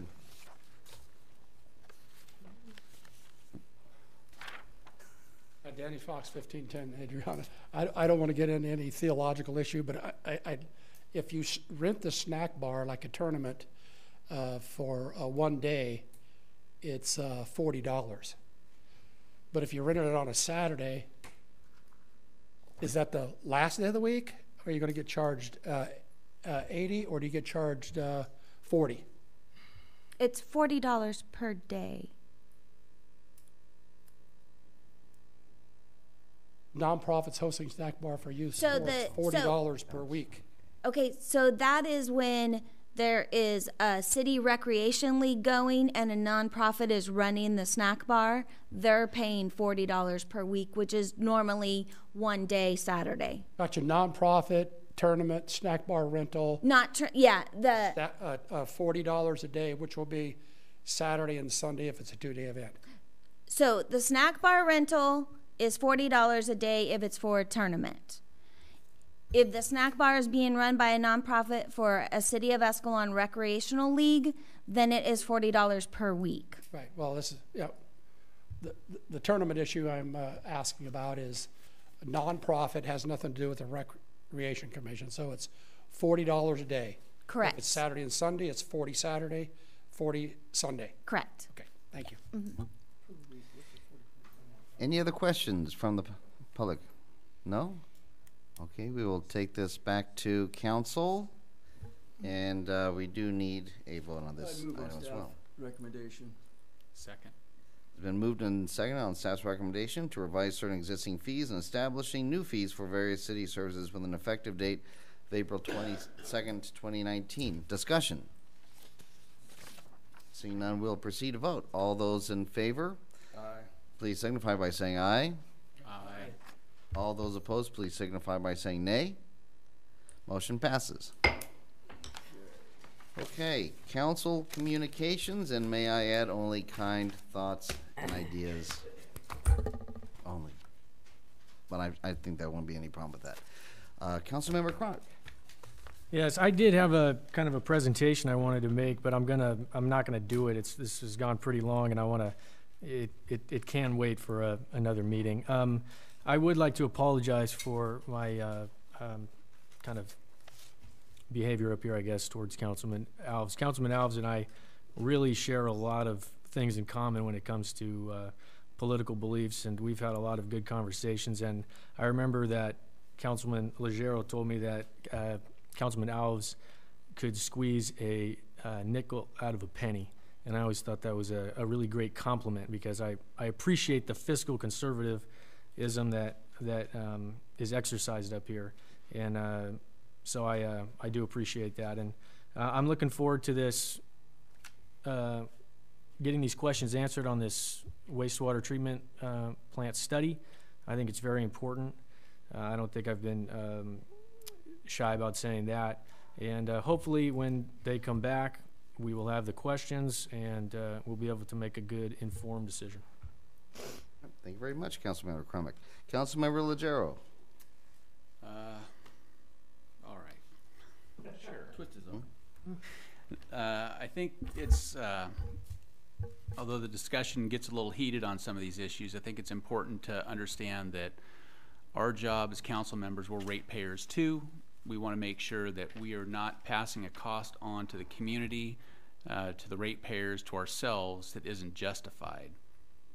$72,000 for a report that doesn't necessarily result in something usable for us is a problem, and I think that's what the big concern is to try and make sure that we are getting a report that we can actually implement if we need to. In the past, we've gotten reports that ultimately the recommendation was a project that was never going to be funded. We could never find the money to do it, so that report goes on the shelf. So here, this is the scope of this report is actually, I think, changed. It went from a report looking at annexation and how to improve the treatment plant when it was first put out there, to now it is really, we've got an issue with the industries, we have an issue with the domestic side, the municipal side. So the scope, I think, has changed, and I think it's important that we address that and make sure that the resulting work is going to benefit us, and it's not going to be several tens of thousands of dollars that goes wasted. So I appreciate the input. I appreciate the fact that we went to the community and we've got people from various parts of the community, the staff, planning commission, that have looked into this issue, because it is a major undertaking, and it could be as many as 10 or 12 million dollars if we really got crazy and found funding to do this. But I think at this point, we know that we've got enough. We've got about 200 EDUs, and the conservation has been helpful in making sure that the plant doesn't exceed its capacity. We've got a new lift station going in. We're re-sleeving some line. So there are improvements that are taking place to make sure that the people that live here have the ability to flush their toilets, right? On the flip side of that is we want to make sure that we're being efficient out there. So there are things that we can do that will reduce costs and improve efficiencies out at that plant. But we need to know how much that's going to cost, because we're going to be analyzing whatever improvements are done out there based on how much is that going to cost, where's the money going to come from, and are we willing to put that on the shoulders of the ratepayers? And that is not an easy decision to do. I know that our water rates have gone up over the last 5 years, and they've gone up because they've had to. And they're probably going to continue to go up because we're not where we need to be. But we want to make sure that you have an infrastructure that is going to provide that service to you. There's alternatives that are coming down the pike. There's new state regulations that are coming down the pike. We have to be a step ahead of that, or else we're going to be blindsided by it. So it may not be the simplest process here. It is like watching sausage get made sometimes, but it's necessary to make sure that the product that we get at the end is something that's going to be beneficial to the community and isn't going to break the bank. There's too many communities around here that have gone off on these big projects, and whatever population growth they thought they were going to have never came to fruition, and now those ratepayers' rates have gone through the roof because they've got to shoulder that burden. We're not willing to do that, or at least I can speak for myself. I'm not willing to do that until I'm comfortable that this has to be done. That's where we got with the water rates. It had to be done, or else you guys weren't going to be able to turn on your taps. So, you know, for what it's worth, you know, we have the ratepayer in mind. We're trying to do the right thing. That's why we're trying to involve as many people in this decision-making process as we can. It's not simple, and it doesn't, you know, happen as quickly as we'd like. But ultimately, I think we've made good decisions without breaking the bank. So thanks, everybody, for coming. Thanks for your input. I appreciate the continued engagement because you're the people that we're doing this for. We work for you. And if we're doing something wrong, we want to hear about it. If we're doing something right, we want, you know, your buy-in to make sure that we're on the right path. So thank you. Thanks. Thank you, Councilmember Legero and Mayor Pro Tem Alves. I'd just like to echo everything he said. I mean, he said it so eloquently, and I just love it. Everything he said is exactly the way I feel. Totally. I think that was excellent. Thank you very much. You saved me a lot of words. All right, but I'll go on to the next thing.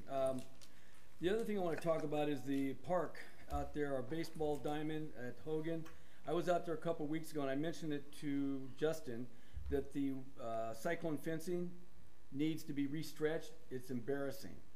I mean, it's got big old blimps in it. It's off the ground.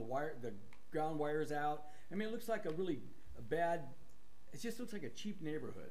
So without any major cost to us, we could go out there with some labor, restretch the fence and get it tight again like it should look like, so it looks a little more presentable. It looks bad, to be honest with you. And I know that we've had some issues with our lift station and stuff that have probably put them behind on some of their tasks. And that very well could be, Tammy, but that fence has been there for quite a while, the way condition it's in now. And I don't know how long they've been at the lift station, but I would imagine that fence has been like that for a couple seasons. Just for your information. Well, and I know that Justin says that they do go out there and they do it, but kids are kids and pick at I don't things. know how it happens, but it doesn't look good. And if we could do something, it sure, I think it would, you know, we don't have the biggest park around, but we could have a nice park. And I think that's the key. We may not have the biggest and most fancy of anything because of our small community, but what we could have is the best of what we got. That's the whole thing, you know. And another thing I want to ask you about roads this summer. Last 2 summers ago, you guys, I asked you to go out and put some of that tar in those cracks in the road. Are we lined up to do that this year? Yeah, actually, we just had our first CIP meeting, or our capital improvements meeting with the engineer and Justin, and we're talking about trying to put together a big slurry project using the SB1 funds. You're going to do a slurry versus the other style? The one I where think you fill the cracks, or the slurry. When I think of slurry, I think they're going to do a combination. So some of the streets that have been slurried, and then they're going to do some crack seal also. They float the whole thing and they put rock on. Yeah. So if they've been crack sealed, then it's best to go over and do a slurry. So it's going to be a combination. Okay, good. We could sure use it. A lot of these roads are beat up pretty bad. I met this morning with a lady named Victoria Camacho, I think her last name was. She used to be work for the city of Manteca in the capacity of a tourism consultant or whatever. Anyway, we had breakfast this morning, and she offered some ideas. Yeah, she offered some ideas about Escalon in terms of tourism and stuff. And I said, well, you know, that's fine, but I'm not sure why people would want to come here for tourism. But she said, well, there are reasons, and she would be interested in dealing with it. And I said, that's fine. She said, and you know, I could write a proposal. I said, look, I don't think we have the money to do something like that, but I'll tell you what, you're welcome to write your proposal and present it to the city and see what they say. One of the things she brought up was interesting was the TOT tax, and wanted to know what our current rate is. Do you happen to know? Yeah, it's 10%. And how does that compare to other cities around us? It's about average. Average? Okay, I didn't know. Yeah. She also said there was money in the state that we could get for tourism from the state for TOT tax. Now, I don't know if that's accurate or not, but that's what she told me. I'm not sure. Okay, if there is, we could probably get some of that, and we could put, for example, we could use it for signage, and we could use it for other improvements on the main street and stuff like that. So I don't know how much we can go with that, but she did bring it up. Okay. And that's all I got. Thank you. Okay. All right, Mayor Pro Tem Alves, thank you very much. And I just have a couple quick notes. I was going to have 3, but it looks like somebody left. I was going to give them a kudo, and I don't know, they just left. He's headed to assist. We had a head-on collision down here into a pole at Naragi's property, and Oh, He's boy. had to do assist with traffic control. That's Well, the phone call I was dealing well, with. he's not here, but please give him a kudo. I understand that, there has been an issue with some of the seniors crossing Escalon below on the crosswalk. They try to cross, but people are still flying through there. And from what I understand is that he, with permission, has offered a service when they cross the crosswalk to That's good. be able to let them go through safely. And there's those little things like that that make a big difference. So can you please pass that kudo on to Mr. Willis? I will. Okay. Matter of fact, we are contemplating and working on a pedestrian safety. We may be targeting some pedestrian safety there Nice. after some of his observations. That's a big one. That's a big one. That's a big one. School district meeting. We're gonna meet with the school district. We're gonna be meeting not this Thursday, but next Thursday, April 11th, 8 a.m. This last meeting, Mayor Pro Tem Alves and I went, and so I've been this twice for me. I just as soon rotate off. If you'd like to go again, fine. Or No, I haven't. no? Yeah, I go. Councilmember Crumick, Councilmember Legero, you don't have to go, but you're in. You're in. I go by Okay. myself. What time? 8 a.m. That's easy. Not this time. Not this time? This time. Well, maybe I will go again. Are we meeting at the school Yeah, district we'll go. office, Okay, or- we'll go. Don't forget. Yeah, it's at the district office, yeah. One thing we brought up in that meeting, again, they brought up the bond issue again. And I mentioned to the superintendent of schools, I think part of the problem with that bond was that, first of all, there wasn't totally disclosed the way it should have been, in my opinion. And the other thing is, he has to take in figure that a lot of the people in this town are older people, and they're looking at their retirement and trying to get ahead of all that. And when you throw another bond on top of them, they're a little reluctant. And the other thing is, I heard from farmers that didn't like it because they're getting hit for their equipment and their property. So when I told him that, he says, "Well, Ed, most of those old people won't And be you're here." referring to who? Ron Cost, okay. Ron Cost said, "Most of those old people won't be alive anyway." I said, "Okay, but hey." He's gonna Yeah. live forever. Nobody told Al that. I thought it was pretty funny. No, Nobody told Danny that either. I know everything's done, but I have a question Yeah. regarding the loan. As long as it's a quick one. It is. For past 9. If you have the right answer quickly. Okay. If the school puts on a bond, who are the voters that they target? Well, they target the local kids, the Who school. are the whole- voters that they target? The whole, Kids and parents that go to school with. no, parents, yeah. School district, everybody in the school district. School district. Right. Well, all the District boundary. Farmington, okay. all the property owners in the school district That's for a still bond. on proper Doesn't matter if you're a renter. on a bond. Do they get those voters from out there? Absolutely, get the vote. absolutely not. So That's they're, right. they're two separate things. Yeah. Okay. If the city passes the bond, Collegeville, Farmington, and anyone just outside the city does not vote on Correct. that issue. Correct. That's right. Correct. We're Correct. talking about 22 to 2,500 voters. Like everybody for coming tonight, thank you very much. And may I add that, sometimes,